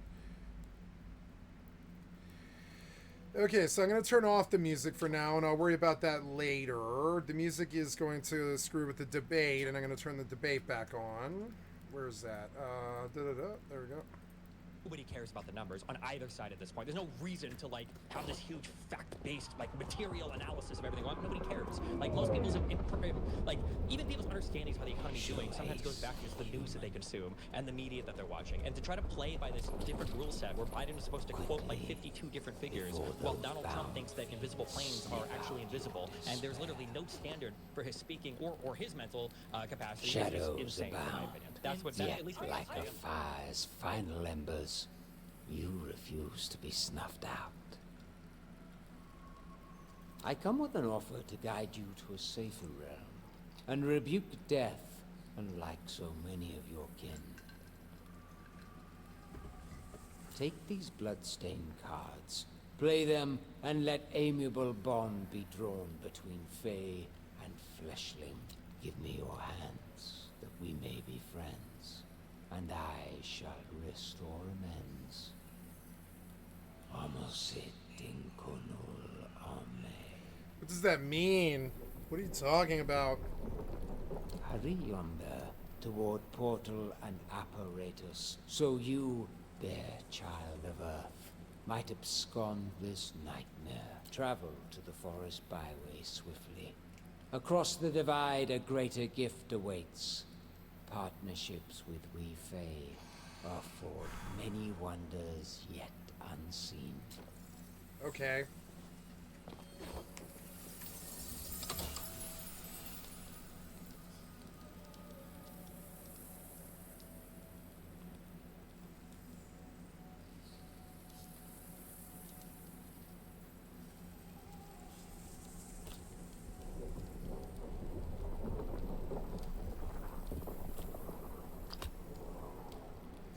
Play this card to seek a realm lush with forests. Frequent rain can reduce the rate of stamina regen. Occasional hail can damage passerby and structures, and cold nights reduce maximum health. The first discovered realm was a lush forest, misleading Red Cross Knights into believing the Feywilds were analogous to Earth's habitats. How wrong they were. Minor realm cards can be used at a realmic transmuter to apply their effects. I don't know what any of this means. This is a byway card. Play this card to seek a small, transient realm. Diminutive wilds exist that serve as pathways between larger realms, like a secret passage between two glades. From the Fae, Red Cross Knights learned they were called byways. Minor realm cards can be used at a realmic transmuter to apply their effects. So, I don't know. Should I use that or no?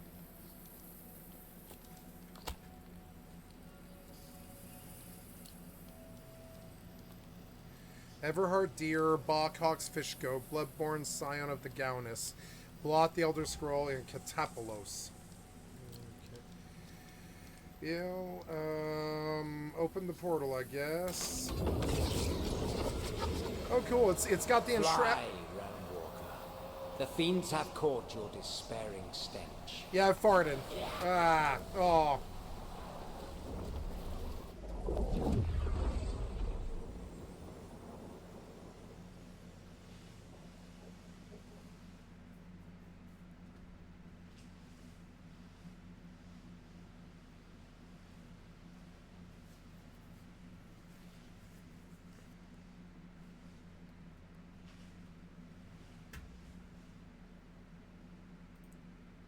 Oh, it does load fast. It just doesn't seem like it because you wait. Okay, seems like we've seen all of this information. It's 8:30 in the morning, which seems to matter. I think I like this game already more than I do Enshrouded. And I don't know why. Seems like Enshrouded again. But honestly, I don't care. This is already better than Enshrouded. Like, way better. I like the way that it looks, but it's getting this terrible pixelated trees thing.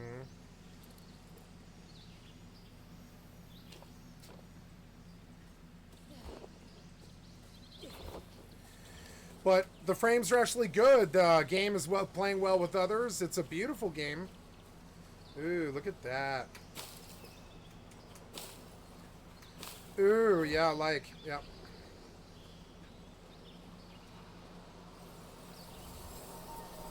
Count thyself among the fortunate few who manage to flee I like this game. noxious proliferation. Nightingale still stands, but Earth teeters on the brink, and these wilds are far from hospitable. Sequestered so and struck by woe begs the question, wilt thou be a survivor? This game's beautiful. Look at the water and the sun and stuff and all the stuff in the sky and all the cool little stuff that's going on, the purple stuff and everything. The gift I promised should aid thy cause. A hermetic guidebook and pocket watch, purloined off the corpse of a realm walker.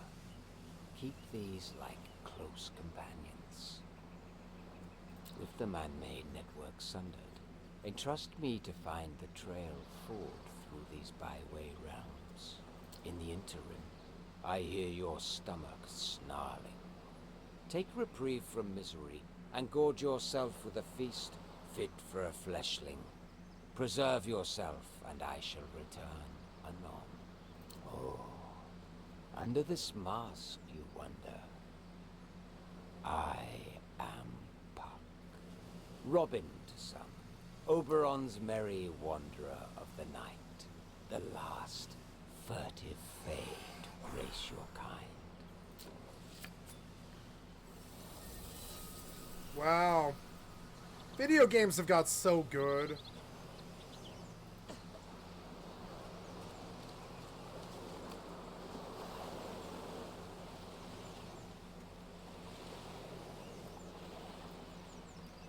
Invisible wall immediately. But it's because this is a giant fucking place.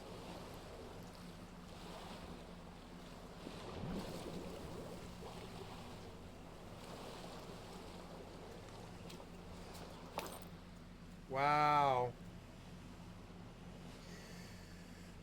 Plant fiber. Plucked yet damaged. This is the most basic form of fiber grants. I suppose I shouldn't stand in the water. I think that's actually bad. I'm supposed to dry off now. It's got cool survival stuff. Definitely.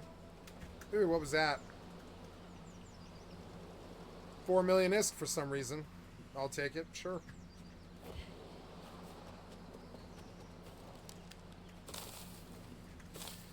Well, I like it so far.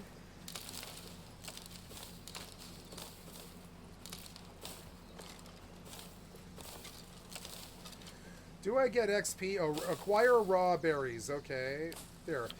Using offhand items. You can hold small items like food and torches in your offhand. Press F to use your equipped offhand item. Now, what? Strengthening. Slight strengthening potion. Wait. Wait, what? Oh. How do I put it on my offhand? Oh. No, you popped another fucking strength potion like an idiot. They don't seem like they're reflected anywhere. I mean, where are these potions that you're supposedly drinking? I don't see them in the inventory even. Where's this offhand item that you're using? I mean, okay, I don't know. It's the 6 key, is it? Okay. So... Okay. So this number 6 is the F key for some reason? Oh, I see. F is activate. Okay, I see. So, well, I wasted 2 potions, but, I mean, piece of shit developers and their UIs, you know, it's not my fault. It's not my fault. I haven't played the game before, and I don't know. Cool. Raw blueberries. Start eating. Where? Oh, 5 minutes, I see. So... Where is the food meter? That's the food meter. Hunger, 25. Keep running so to remain healthy and energized. Okay. So, eat the... Interesting system. They give you like an activate as well as a use key. It's like a use key. And it's on my F key. You can put whatever your bar is selected, F will do. Which is kind of cool. I like that system. It's good. Outside the box, like Enshrouded. I'm surprised they're not the same company. But oh wow. Yeah, I like this. The graphics are bothering me in the respect that I doubt the frames matter very much in this game. So it looks all blurry to me.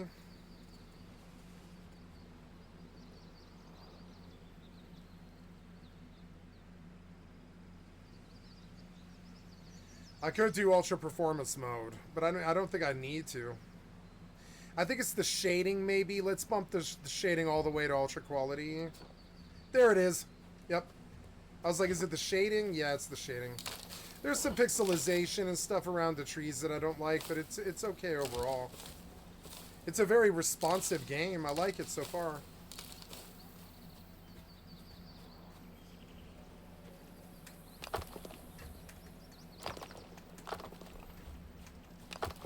I like that there's no stupid-ass wheel every time I lose something. Acquire rocks, sticks, and raw berries. Okay.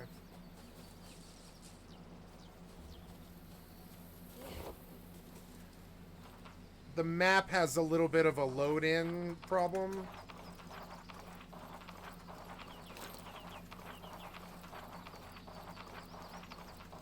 Ugh. Because it's not on my SSD. I will move it to my SSD. I just don't know what's on my SSD right now. What's the big game on my SSD? I can't remember. Is it... Oh, God. I don't know.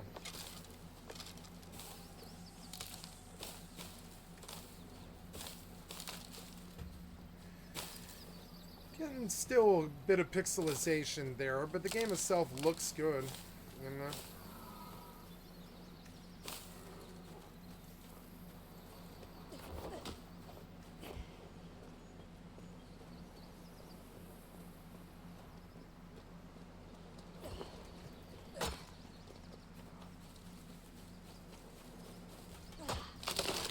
What? Great hitbox. I like the wildlife. Ah, kill him. I don't have a knife. Oh my god, the axe won't work. Oh.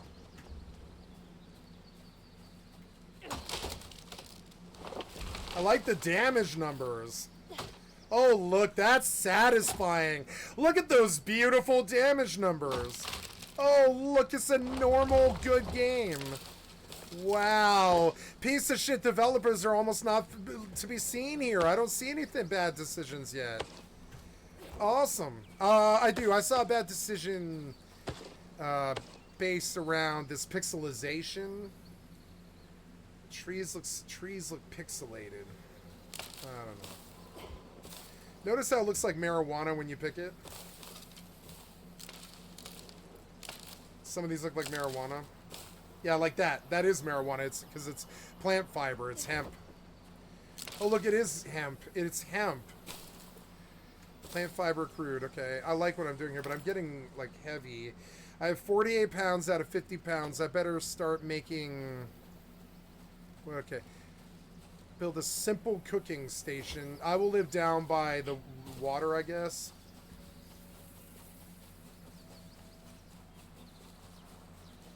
The sprint is good. It doesn't run out too fast or anything. This is the most beautiful... Or, well, let's go see what that thing is. What is that thing? Oh, that's the portal. So I want to live by the portal. Right by it. So we'll build right here. If it'll let me. Rockbow, charm set, crafting, building, journal, guidebook, charms, only craftable. No entries, okay. How to play,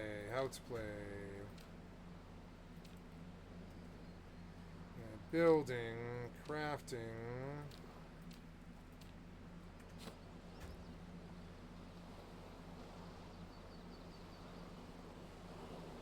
Acquire raw berries. Okay, so apparently I did not get the right kind of berries. Okay.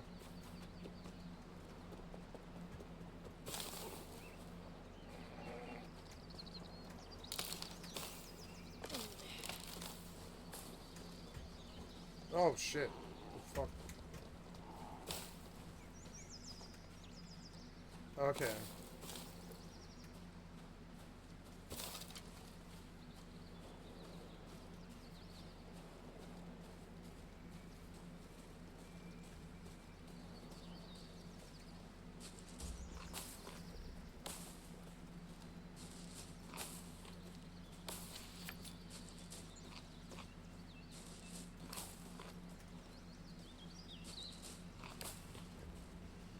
I like this game. Seems fun. All right, let's turn on the debate. That's what I should focus on. On that. I Agreed, 100% agree agreed. with you. And he was strongest. I don't know if you remember John McCain's funeral. I teared up then. I wasn't even a John McCain fan that much, right? Like, he's always been at his strongest when he's talking emotionally. But the core problem that I saw last night was he doesn't seem to think there's a problem. He's trapped in this thing. Yeah, I think Cenk has really put his finger on it where, he's in power. He seems to think the press is against him and he's the enemy and is the enemy. He, took the midterms, took credit for the midterms. I don't think the Democratic Party won the midterms. I thought it was women who are really, really pissed off about choice that got out there and rage voted and rage donated. Sure, but also just a really quick thing. You keep saying that like he doesn't think there's a problem. He clearly does. If you've watched his speeches, yeah, he makes jokes of like he's joking about his age quite a bit. No, I'm not 40 years old. Or I'm not. Yeah, obviously he knows it's a problem, but he's not going to go out and say it. It's like saying it's like asking people that were still running for president before they dropped out, like, oh, like, do you think you can win? Even if you're polling at 1%, you say like, well, yeah, of course I think I can win. You're not going to say, oh, my chances are pretty bad. Biden's not going to come out and say like, yeah, I think a lot of Americans have an issue because a lot of people do seem to think that I'm in huge cognitive decline. Like, no, I wouldn't expect him to say that. He's been joking about it. He's clearly aware of it. Everyone around him is saying it. Yeah. Okay. I believe Cenk Can wanted I some answer a points. bunch of those things? Yeah, and then I have a question specifically for both Destiny, and then I'll question for you. So, but Cenk, Yeah. you have some responses. Okay, Go ahead. yeah, first of all, actually, there is one candidate who did do that, Destiny. It was me. I was at 2% on the Quinnipiac poll, which, by the way, not a lot of governors or senators got to, but, and I was like, yeah, of course, this is not a recipe for likely success. And I explained to people why I was running, what the reasons was. But the most important part of that is that I was in the objective reality world, right? I could understand the current situation, and I had different goals that I was going for. So now translate that over to Biden. In that interview, he did not look like he understood how far down he was at all. I crashed he it. seemed to indicate a couple of times, Wow. even though he quoted polls wrong from the New York Times, etc., he said over and over again, those polls are wrong, those polls are wrong, and he seemed to indicate that he thought he was tied. He's not anywhere near tied. He's not within planets of tied. Why do you keep I'm saying worried. that? No, 538 no, has him at Cenk, that's not 49.51. That's not Cenk, true. that's Wait, not wait, true. how far down do you think he is? We don't know that yet. We don't know that yet, Cenk. Okay, guys, look, there's Come on, brother. there's the overall numbers, then there's the underlying numbers. In the overall numbers, he ranges from 2 to 6 down, and he's got to win by 5. So he's 7 to 11 down. That's just a reality, even in the best case scenario. Then there's the underlying numbers. You lost younger voters, you lost Latinos, your approval rating's at 36%. 80% of the country doesn't think your brain is working. In this circumstance, it is not a normal, oh, he's down 2, he's up 2. Golly gee, anything can happen. No, he has almost no chance of winning. And saying that a Democratic governor who is successful in Kentucky, Michigan, or Pennsylvania has a lower chance than him is just totally unjustifiable. I think. You would be going up a massive number of points by just picking one of those guys. I'll find some common ground here with all of us. I think my friend Cenk overplays how down Biden is right now. And I agree with Destiny and Brianna. I don't think he's as down as Cenk says, but I think Destiny underplays Biden's problem, and Cenk is right. This is unusual, guys. We haven't been here. Almost 80% of Americans do not believe Joe Biden is fit because he's too old. This is a real problem. It's not just like he's bad on an issue or he did bad pulling us out of Afghanistan. Wow, outside of combat, shooting animals in the heart with a ranged weapon is This goes to self-fatal. fitness Wow. for the job. In an election where Trump's fitness has to be the only issue. To your Yeah, side. I gotta say the second half of what I was gonna say. It's related to what Joe said. Quickly, So and then number get into one, it. he should have been out there after the debate. If he was healthy, if it was Yeah. me and they were questioning my cognitive health, I would have done a dozen interviews by now. I might have done 24 interviews by now. We're now 9 days later, right? I mean, this is crazy. And we just found out this morning that his team demanded that the radio stations that he did the interviews in ask him pre-scripted questions. come on, if you can't handle a softball interview at a local radio station with someone who's friendly to you, and you have to feed her the questions and demand that she ask them in a scripted fashion, that means you're not the guy. That means your own team thinks you cannot handle a very normal interview. That means your own team thinks you can't actually conduct this campaign in a vigorous way, and it's not even close. And even Joe Biden told the Democratic governors, hey, I'm done by 8 p.m. at night, and now I realize that. So who's the president after 8 p.m.? And how are you going to run a campaign when you can't go past 8 o'clock at night? This is not anywhere near close. To say that a Democratic governor would not have a much, much, much higher chance than Joe Biden is just denying reality. Can I make one more real quick point, but then we got to let Anthony respond. That we'll all agree on. 3.5 years ago, Destiny's getting owned by these people because they're older. a sitting president lost an election, refused to concede, refused to participate in the peaceful transfer of power, and then he tried to fucking overthrow an American election. And that guy is winning right now. There's no fucking way that guy should ever be winning against a Democratic candidate. Come on. Hey, I want to pass Yeah, but that guy is not winning because people don't like Biden. That guy is winning because conservatives are fucking insane. I'm sorry. Conservatives are crazy. Conservatives are crazy. Absolutely the case. Conservatives are crazy. Yes, conservatives have lost their mind, okay? Absolutely. Also, when we're looking at like trying to win an election, we're trying to turn out voters, right? It's not even trying to pull voters away from Trump, or that Trump is pulling voters away from Biden. We're trying to turn out our own base and maybe sway a couple of independents in the middle. In terms of me underplaying Biden's problem, I'm not saying that Biden doesn't have a problem. It's obviously a big problem. It is a severe problem. What I think is people are underplaying how difficult it might be to have another person step up and, just be a presidential nominee and to be able to kind of like float through that, just fine. Again, like you have these massively popular governors who everybody loved who were destroyed in months. I don't remember. I don't go back and check, but I think wasn't DeSantis on track to lose Florida in his primary process? And this is a guy who was popular in the whole in Republican Party, who was doing like legislative moves as governor. So he's popular like legislatively, he supported the whole country, the Republicans there, and he got eviscerated. It wasn't even close. He was like a laughing stock. So the idea that some Democrat can just waltz out, and then we also haven't spoken about this part much, although Representative Walsh, has brought it up. If we do have a nominee for both for political reasons and maybe financial reasons, it might have to be Kamala Harris. And that's a conversation that I don't know, how Cenk feels about that, that Kamala Harris would probably have to be the nominee. The idea that you're going to primary and toss not just your president, but your whole ticket, and you're going to turn your back on Kamala Harris, and then you're going to do a whole new thing. I don't even know if you could like transfer the funds or how any of that would work. It would just be a whole shit show. And again, not to single out Cenk, but there are a lot of people who are hypercritical of Biden you guys are never going to vote for him anyway. Ever since the whole Israeli-Gaza stuff, it was like, oh, I can't vote for this guy. He's pro-genocide, and I would never support this dude, and blah, blah, blah, blah, blah. And it's like, you guys are never going to vote for this dude anyway. Whether you're getting good or bad debate performance, it doesn't matter. And then we're talking about, like, he's incompetent to serve. And then in the next breath, it's like, well, RFK, the guy who had literal brain worms, I would consider that guy. He makes a couple of strong arguments. It's like, I'm sorry, I don't take these arguments very seriously. I don't think they come from a place of good faith, and I don't think they come from a place of wanting Democrats to actually win the party. I think it comes from a place for a lot of people of just wanting to kind of like slide in their candidate that they think is secretly more popular than he actually is, just because all the media's been against him. Hey, respond, please. I gotta address that. So this is the number one talking point that people who like establishment Democrats say, which is if you dare disagree with leadership, who by the way has been disastrously wrong, as Joe Walsh just pointed out, they lost to Trump in 2016.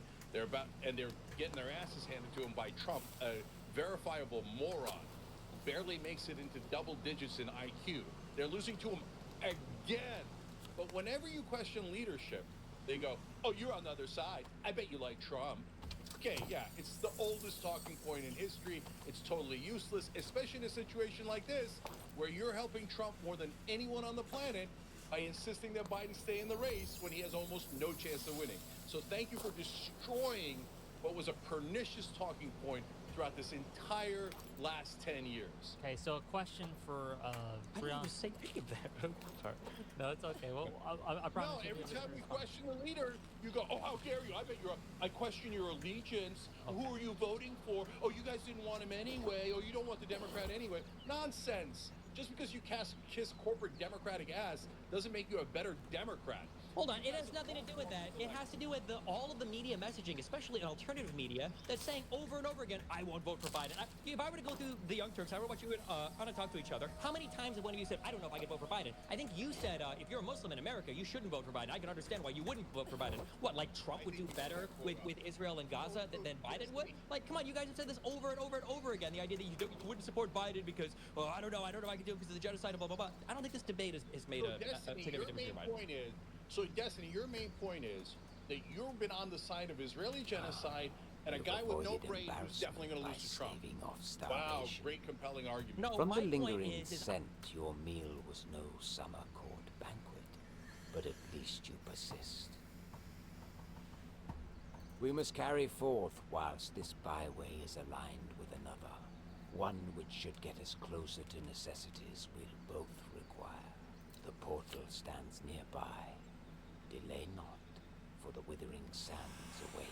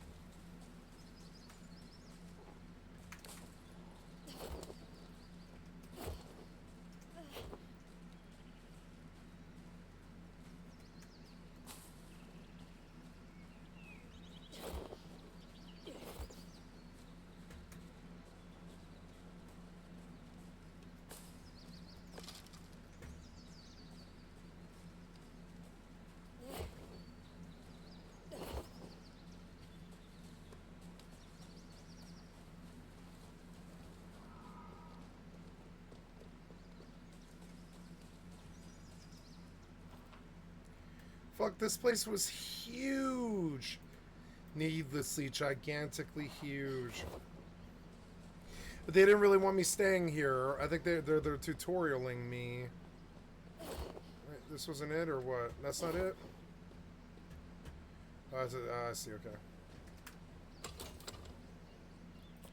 Desert card.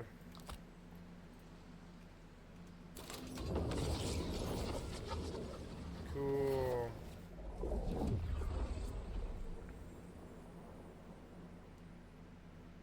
Cool, there's like gardens and farming and stuff. I want to see how good the fishing is.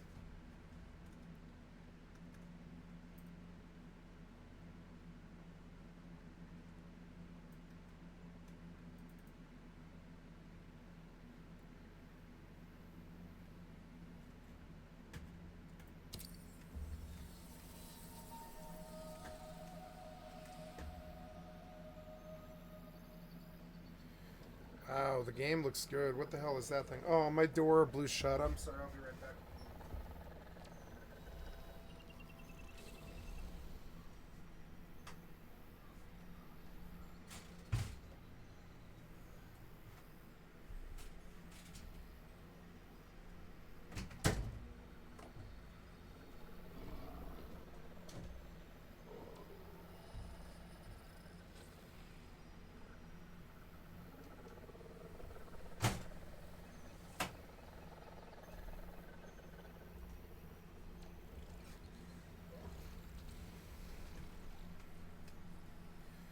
there's like things. Summer runs through my being as blood runs through yours.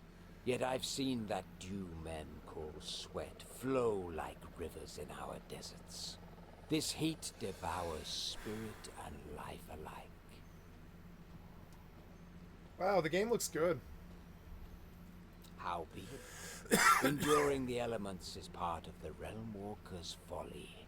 Pleasure sought through vanquishing hostility. Whether this pleases or not, without shelter and the means to defend it, you'll not last long.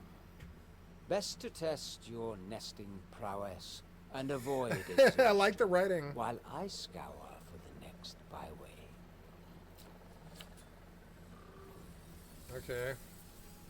Lots of things around to kill suddenly. And I'm hot. If I go out in that direction, it's like open sun.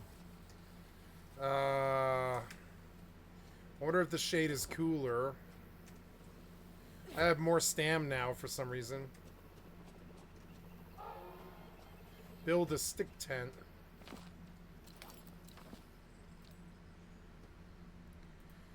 I will need sticks and plant fiber. I want to build a stick tent, but I need some place that's quiet. Like right here. Stick tent, stick tent. See, oops.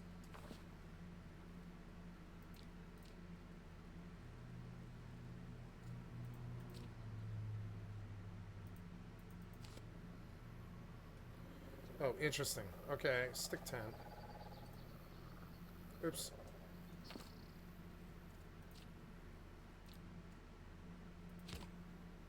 Nope.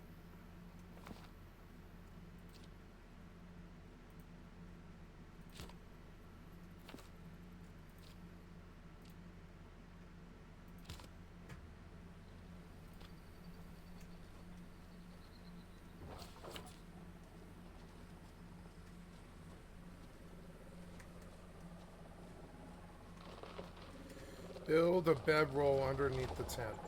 Okay.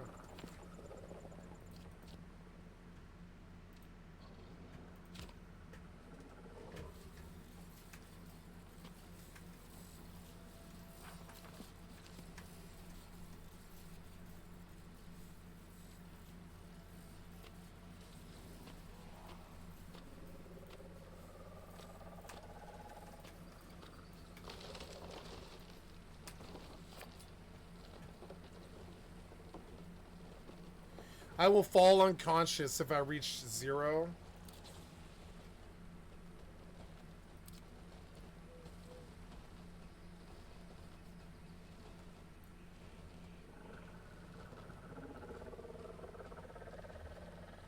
Oh, wow.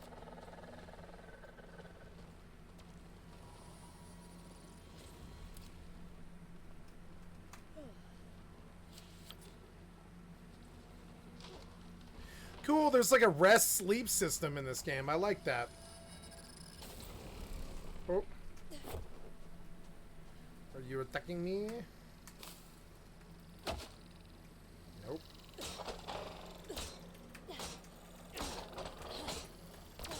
He is level 40. He is level 40. Oh. I like the combat.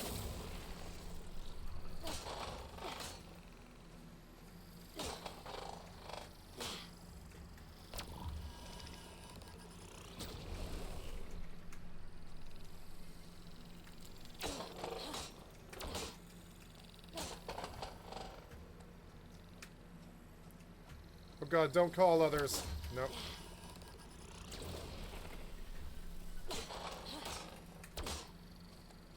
I love the damage numbers. I used to run damage numbers like this on World of Warcraft. You've seen it on the stream before.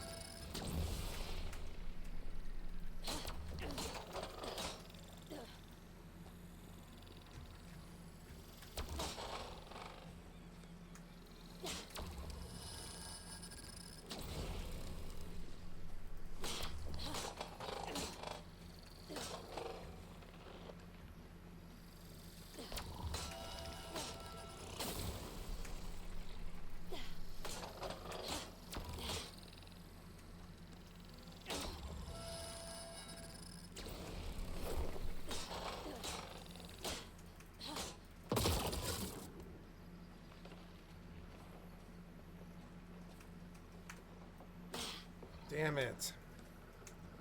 There was no reason to do that. I didn't get any XP or anything.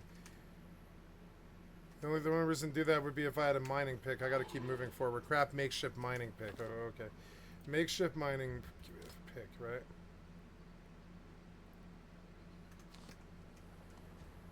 Okay, so where was this? It was right here.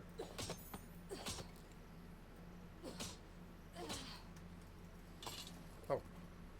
Okay, never mind. It was good to do. What did I get? I got mechanical gears from a tier 1 automaton rook. Can I make the interface bigger? No, not at all. No interface options at all. And I got a raw gem. Okay, and I make a makeshift hunting knife. Track.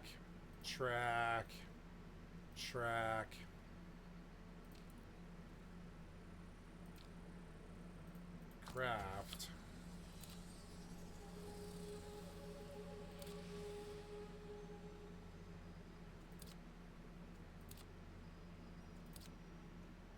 Nice. Wow, somebody really loved this game. It's got a beastry and shit. Wow. Okay. Hey, what's that over there? What is that? Sandstone. It slipped my skull that Earth's great citadels resulted from decades of toil. Still, I expected more than that lowly truss of sticks and the haphazard cudgel you now hold. You'll need better woodworking skills than that when we reach our destination proper. It affords the perfect setting for... well, we shan't ruin the surprise. Let us depart, and speak of your ill-favored constructs no more. One final byway of muck and mire, then this path of beginnings shall fork unbounded into whatever endings you seek. Okay. Travel to the swamp byway.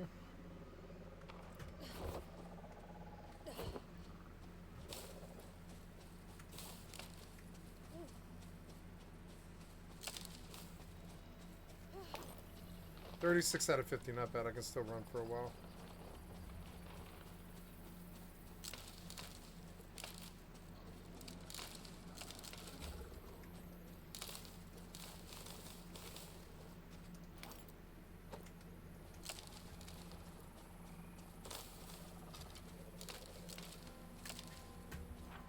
Oh, I passed it. Oops. Oh, it's in the water. I see it. I like this game actually a lot more than Enshrouded. It's got that. It's got that Fortnite legend, or so yeah, Fortnite Lego. It's got a Lego Fortnite approach, but I like it more. New codex added: The Veil Between Us, Reflections from the World's End. December 18th, 1889, Sambungan. Finally, our time has come. The Pale surrounds the city in oppressive walls, swallowing the buildings, advancing ever closer. The evacuations have ceased. There is no longer a shore from which to escape. No one knows what happens when the Pale overtakes you. As I stand here, the air is filled with screams as the Pale slips along the streets, and then silence. I want to go to them to help them, but there is nothing I can do, nothing anyone can do. It is becoming too dangerous to remain. A few others have dared to pass through the portal despite what may lie beyond. They take their chances, but I wait here. I'm willing to leave until the last second. If she returns here, she will know where to find me. Sita, Sayang, wherever you are, please be safe. Good advice.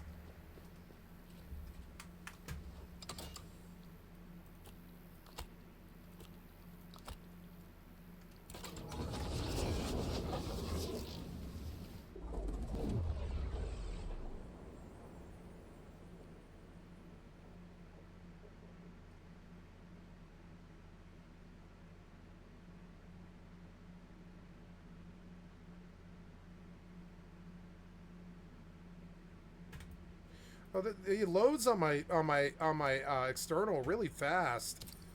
I'm not going to ever put it on my C drive actually. And yeah, it's performing great. I like this game. I'm glad I bought it. Oh shit! What the fuck was that? I like the combat. It feels deliberate. Oh. Feels basic, like fucking survival combat, but...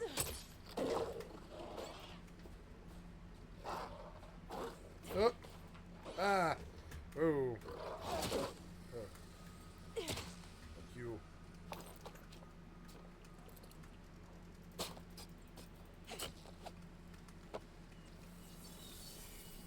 Oh, scared me. I like this game. I like that combat. I liked how I felt like I had to stay alive there. If not for Astaroth's decree, this trek would have been as easy as peach pie. We Fae are forbidden from consorting with your kind. And while my amity is yours, it I am behooves healing us over both time, to which is move good. with caution. But enough prattle. I like this game. I'm glad I The bought it. bound guard Fae are This is what Enshrouded was supposed to be, I think. realms. And they As lied. they're already acquainted with your despair, those fiends will emerge when you try to leave this final byway. While I know man's impulse is to flee without pluck, once this fen is within our wake, a fine morsel of knowledge I shall bequeath. Ahead lie relics of humanity's future.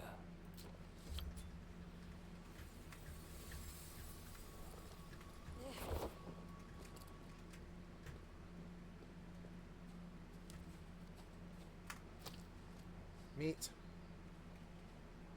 For some reason. Bones. I didn't see the loot. I am very full, I think. But anyways, now they say acquire bones from creatures, I guess. So, combat's challenging. And also my axe is, like, broken. Tier 1 essence to repair. So I guess, what is this? This is a simple wood axe. So let's craft a new axe so I don't break the axe mid-combat, because the combat's harder. I put it on max. So, axes. Yeah, tools, makeshift wood axe, rocks, sticks, and plant fiber. Craft?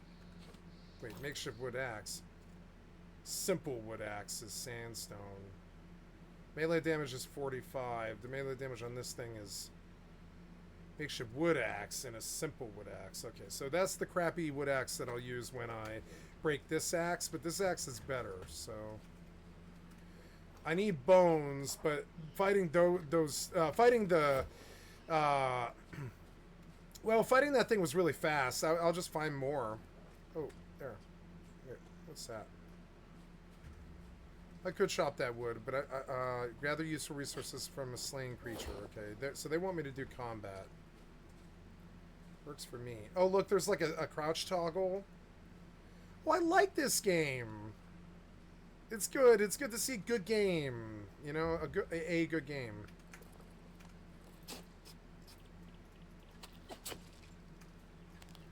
There, I got a bone there. How much damage does a knife do?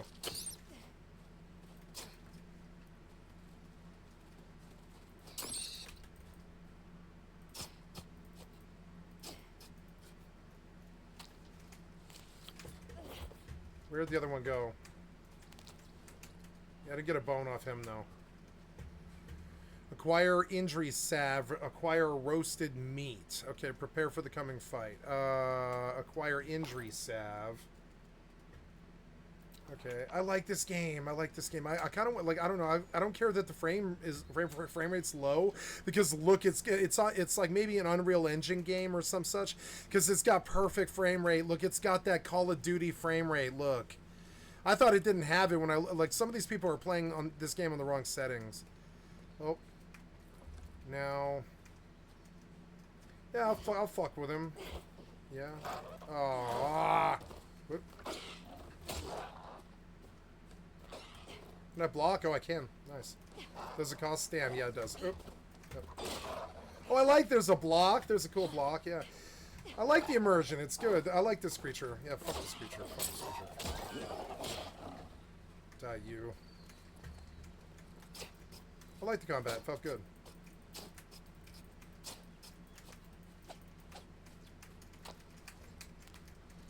Okay, I'm gonna turn on the debate, or no, I'm gonna track this track injury salve and roasted meat. Yeah, roasted meat is just meat and in a fire, I guess. So we'll go back to, or no, do I have a base here? No, I went through a portal, so I don't have a base here. I'll have to put down a. Oh yeah, so the portal is north, is it? So we'll journey towards the portal. And when I feel like it, I'll put down a campfire and I'll make the roasted meat and the injury salve.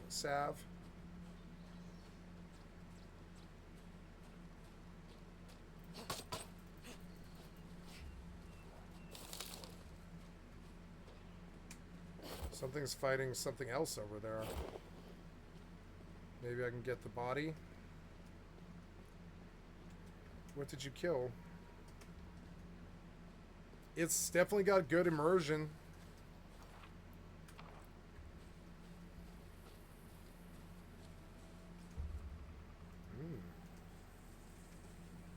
This tree has mushrooms on it. The hell is this thing? What? Oh shit. What? Okay, you.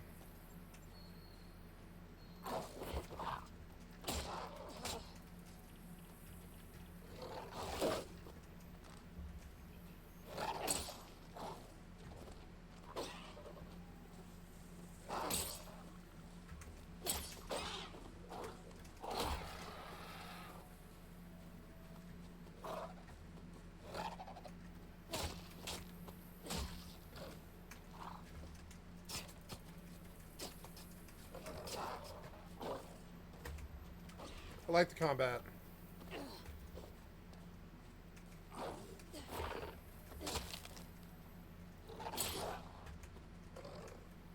Get out of there.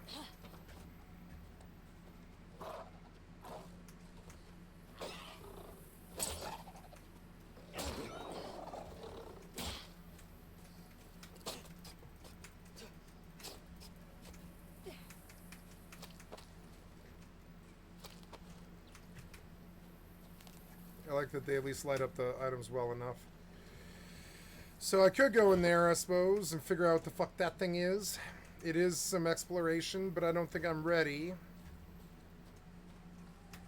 Question mark, can I, like, break that stuff?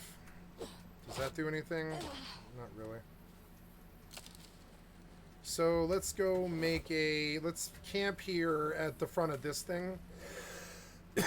I'll turn on the debate. I would always, if Bernie Sanders tomorrow somehow through an act of divine intervention became the nominee for the Democratic Party, I would have a fucking Bernie sticker on every single thing I own because I would support the Democratic nominee regardless. You guys have looked for a billion, almost no matter what. You guys have looked for a billion reasons, okay, to not support Biden, even knowing that it would be Biden against Trump. Whether that means considering third-party candidates who are insane, like RFK, or whether that just means constantly spending like so much undue media time shitting on Biden. It's like, oh, I don't know. I don't even know if I can support him at all, blah, blah, blah. Kiss his ass. Yeah. That'll make it better. Kiss his ass. That'll make it better. Who's saying kiss his ass?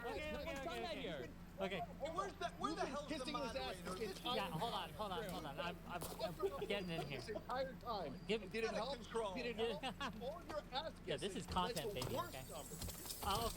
Okay. I gotta address what he's saying. So he's saying, how dare you? You're in the news business. How dare you criticize the sitting president of the United States? I didn't say you that. should be in the ass-kissing business, and if you puckered up enough for him, his poll numbers Let me would be ask my higher. question. But you did it addresses 2,000 that. times. Did it help his poll numbers? No, and he's saying, oh, well, look, you can't criticize Joe Biden when he's in the middle of helping Israel kill 37,000 people in Gaza. 47,000? One of the 60,000? One of the detriments to doing this in a group chat is I don't have a mute button anymore, but we're gonna go with what we got. Okay, so a question to Jank, to Joe, Congressman Walsh, and to Brianna Wu. Are you not worried that all this talk, right, denigrating Biden, casting doubt on his mental capacities, that it works as like a self-fulfilling prophecy, that the constant media narrative of he's unfit, he's unfit, will be worse than the debate in driving polls and end up into a situation where if Biden stays in, you have just given him a whole lot more baggage to go through. What do you have any? Do you think that's a real concern, first of all? And if you do, what ways have you tried to mitigate that concern? I want to go to Congressman Walsh first, and then I want to hear from everyone. Go ahead. And Brianna, I'll be brief. No, I take don't. your time. I don't at all worry about that. I think this is healthy, and maybe my opinion is skewed because of where I come from. I come from the Republican Party. I left that party Good. because that party's become a cult. Because Good. that party doesn't allow anyone to do this. And if you do this publicly, as They're winning, aren't they? you're no longer in the party. No, they're not winning. They're probably going to lose the House, and the Democrats are probably going to take the Senate. This is a really, really close election. So I don't think that's a negative. I think it's a positive. And I also think we are living in unprecedented times. I think we're living in a populist moment. I don't think that's a bad thing at all. So I think a lot of very unusual things are going to happen. And I think the populace is ready for all of this. Go ahead, Brianna. So, before I answer the question, Rick, I just want to say one of the reasons Cenk is fun to work with is he's like this all the time. It doesn't matter what you're talking about or what you're working with. This is the level of passion that he has. And Cenk, he's like this all the time. It's great to see. So, Rick, I am obviously extremely worried about this. The thing is, the Republicans have a trait where they fall in line. And we just don't do that same thing. And I'm really worried that I see the media doing this to an extent. And I want to be clear. I don't think I have no issue with the New York Times asking tough questions. I thought George Stephanopoulos was fair the other time to use my first. It really does feel like the media is in attack mode now. And for me as a public figure, I've certainly asked myself if I am doing more to hurt our chances 100% in injury November resistance. than I am helping. I feel at the same time. Oh, and, injury my salve, I friend see, Barry okay. Weiss over at Free Press, she's written about this a lot. That, it's like the media was telling one narrative and saying everything's fine, everything's fine, everything's fine. And Biden had fewer press conferences than any other president in history. And I was like, I don't know, I don't feel good about that. And then he wouldn't give interviews to the New York Times. And I'm like, I really don't think that's really good. And then he has this debate, and every single American can go see that his faculties are not what they were in 2020. I assume they weren't great, but it was so difficult to watch. So I'm just really honestly torn. I don't know how to be helpful in this moment. Is giving a helpful analysis helpful?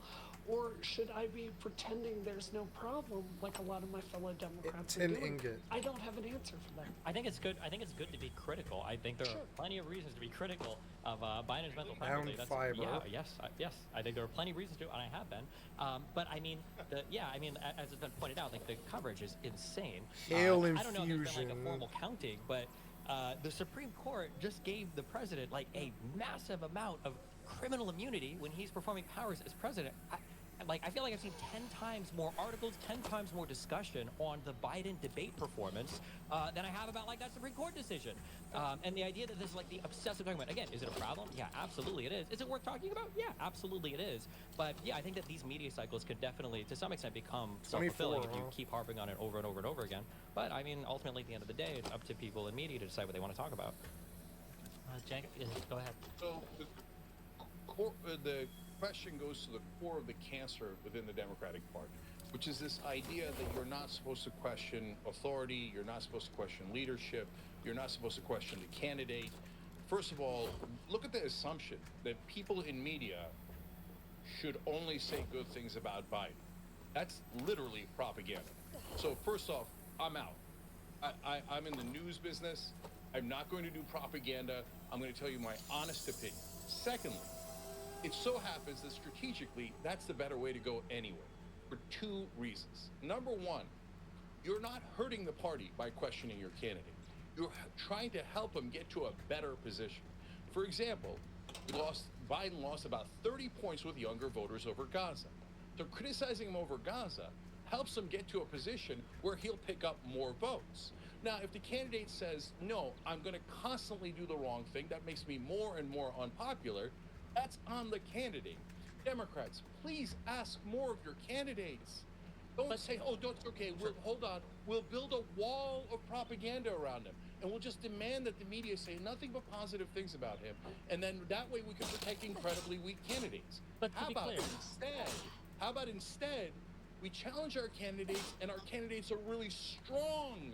And then they can make their case in a way that allows them to win elections. I've got more, but go ahead. Yeah, sure. you want to But to be clear, just to reiterate the question, we're not talking about criticism in general, but of his unfitness to be president, which is a fundamental different thing than criticizing him over Gaza or over the Afghanistan pullout or any of these other things, right? Okay. Well, guys, hold on. Why would you criticize him for the Afghanistan pullout? I mean, We should have I never gotta been there ask in the you guys first back. place. You Thank have God we got eyes, out. You have ears.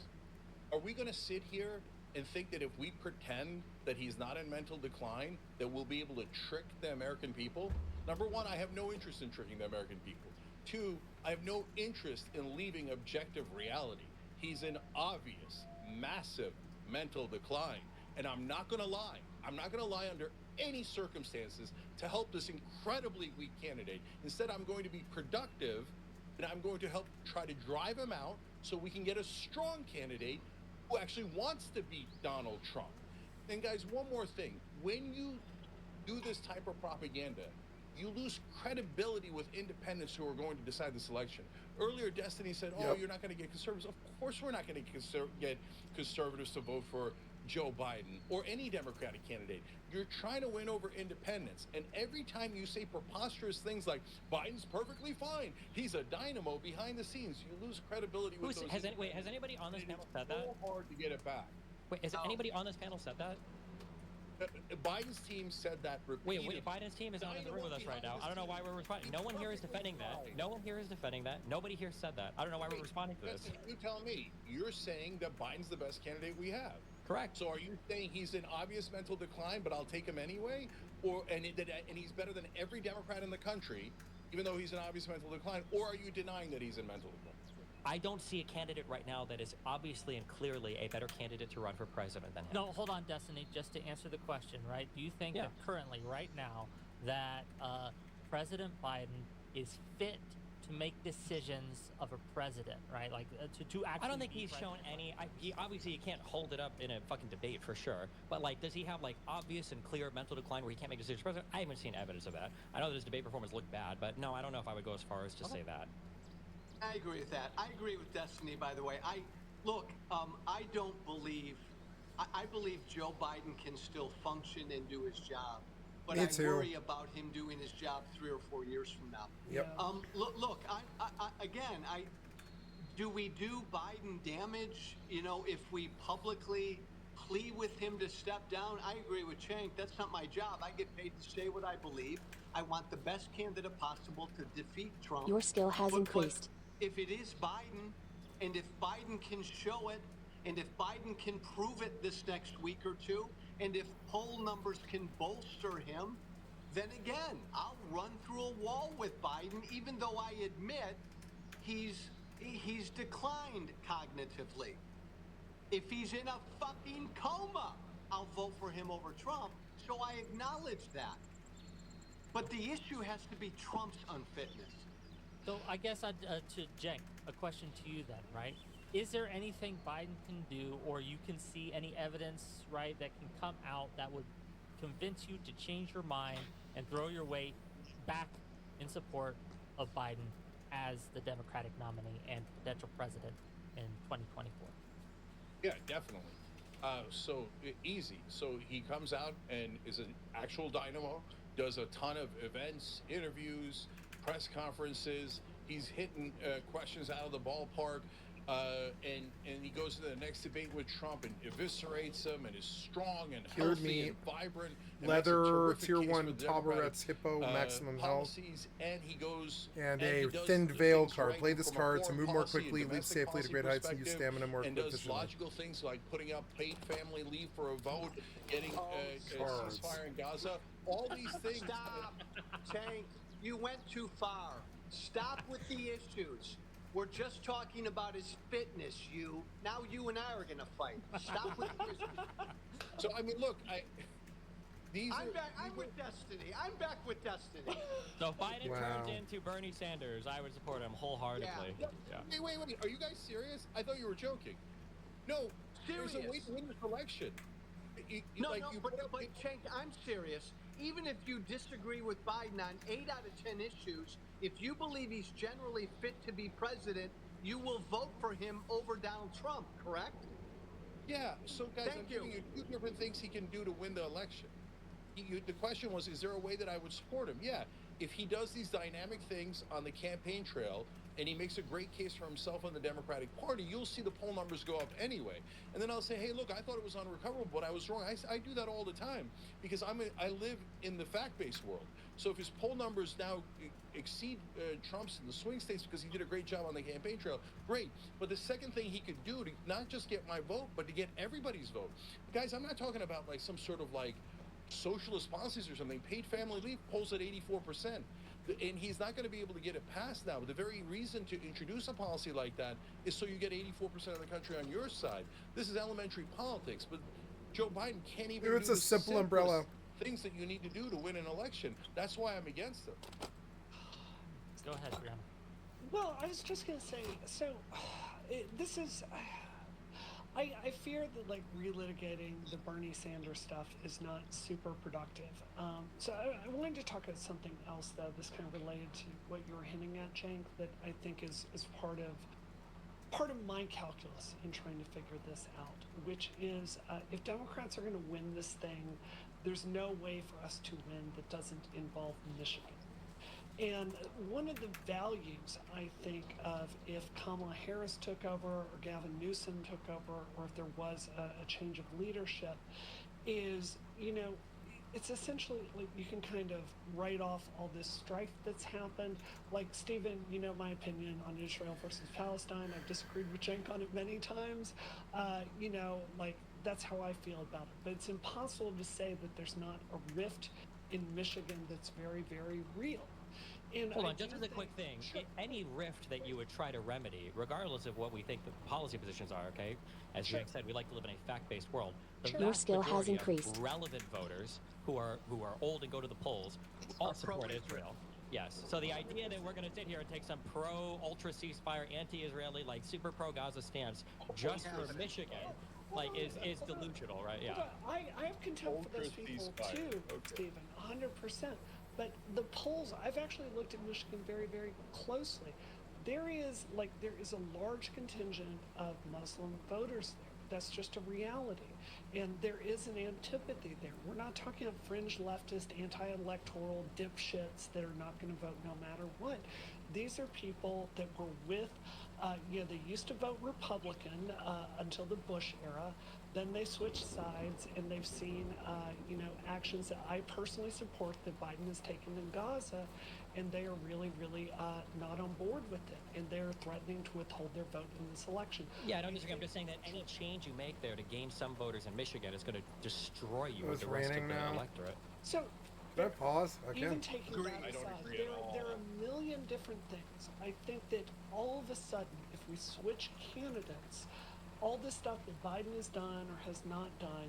Oh, and to be clear, becomes- Brianna, I'm sorry to Actually, interrupt can I finish my point, Wick? Actually, then Biden, whoever replaces Biden, is a new story, right? The Democrats, whoever they are, have the youthful energy. And some of the polls I was looking at before this showed that everyone feels both candidates are too old.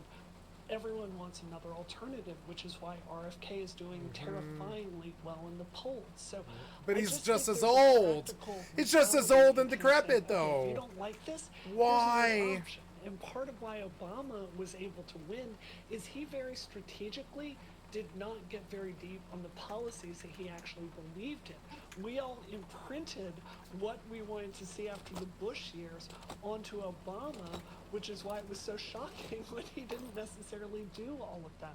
So I think there's going to be an advantages. I think it resets the news cycle. I think we can move forward. I just want to ask you real quick, Brianna. Sure. So when you say a new candidate, you do My support, ankle got Harris sprained. as How your long does favorite that last? If Biden does drop out, I just want to confirm that. Harris is Hand to your pick? God, 2 Wick, minutes. I don't care.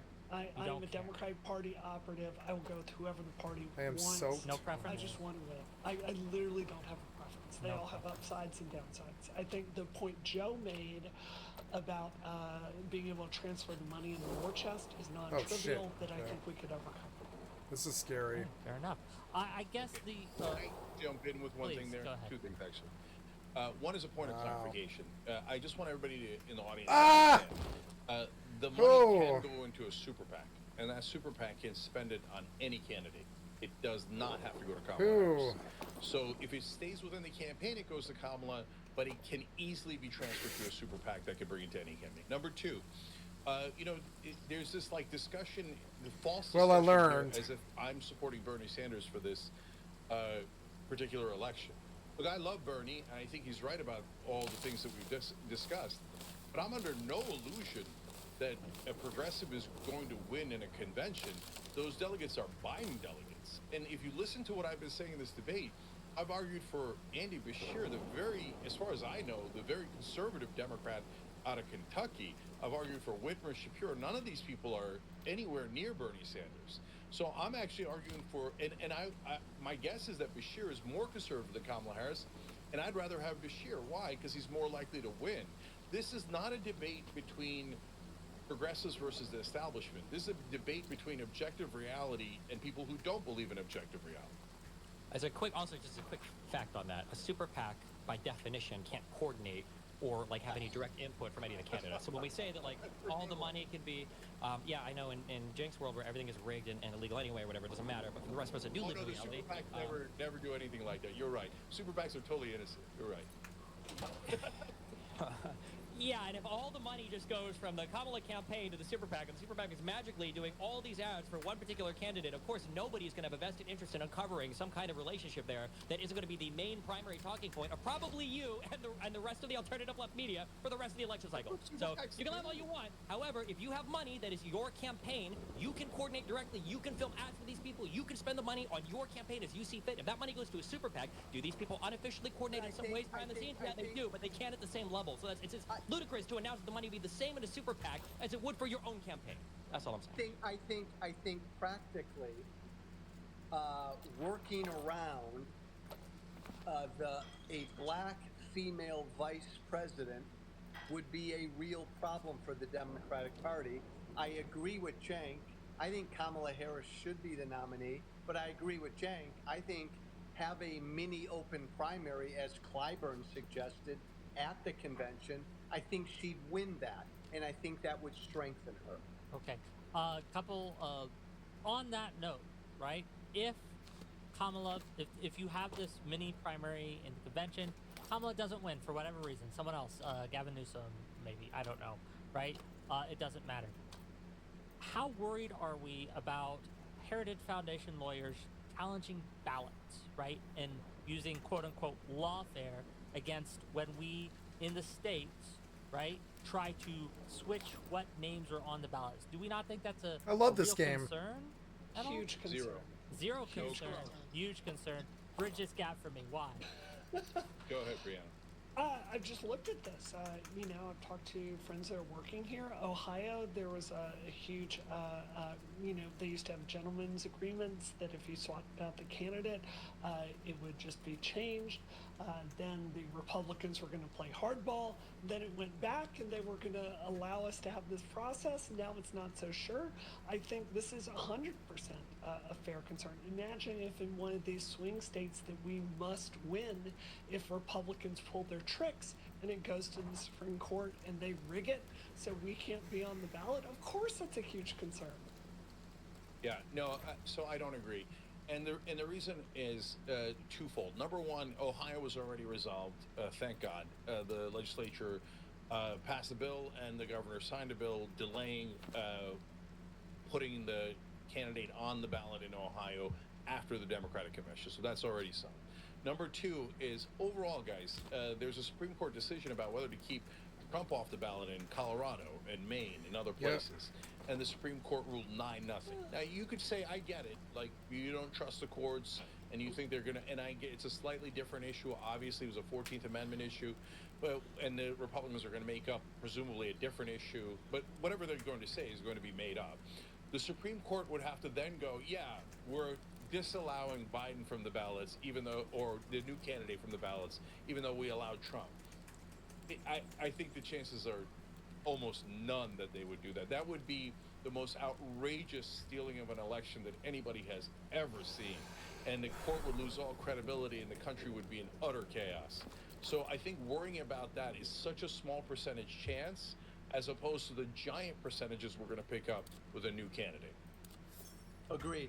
Let me. I have some. Just as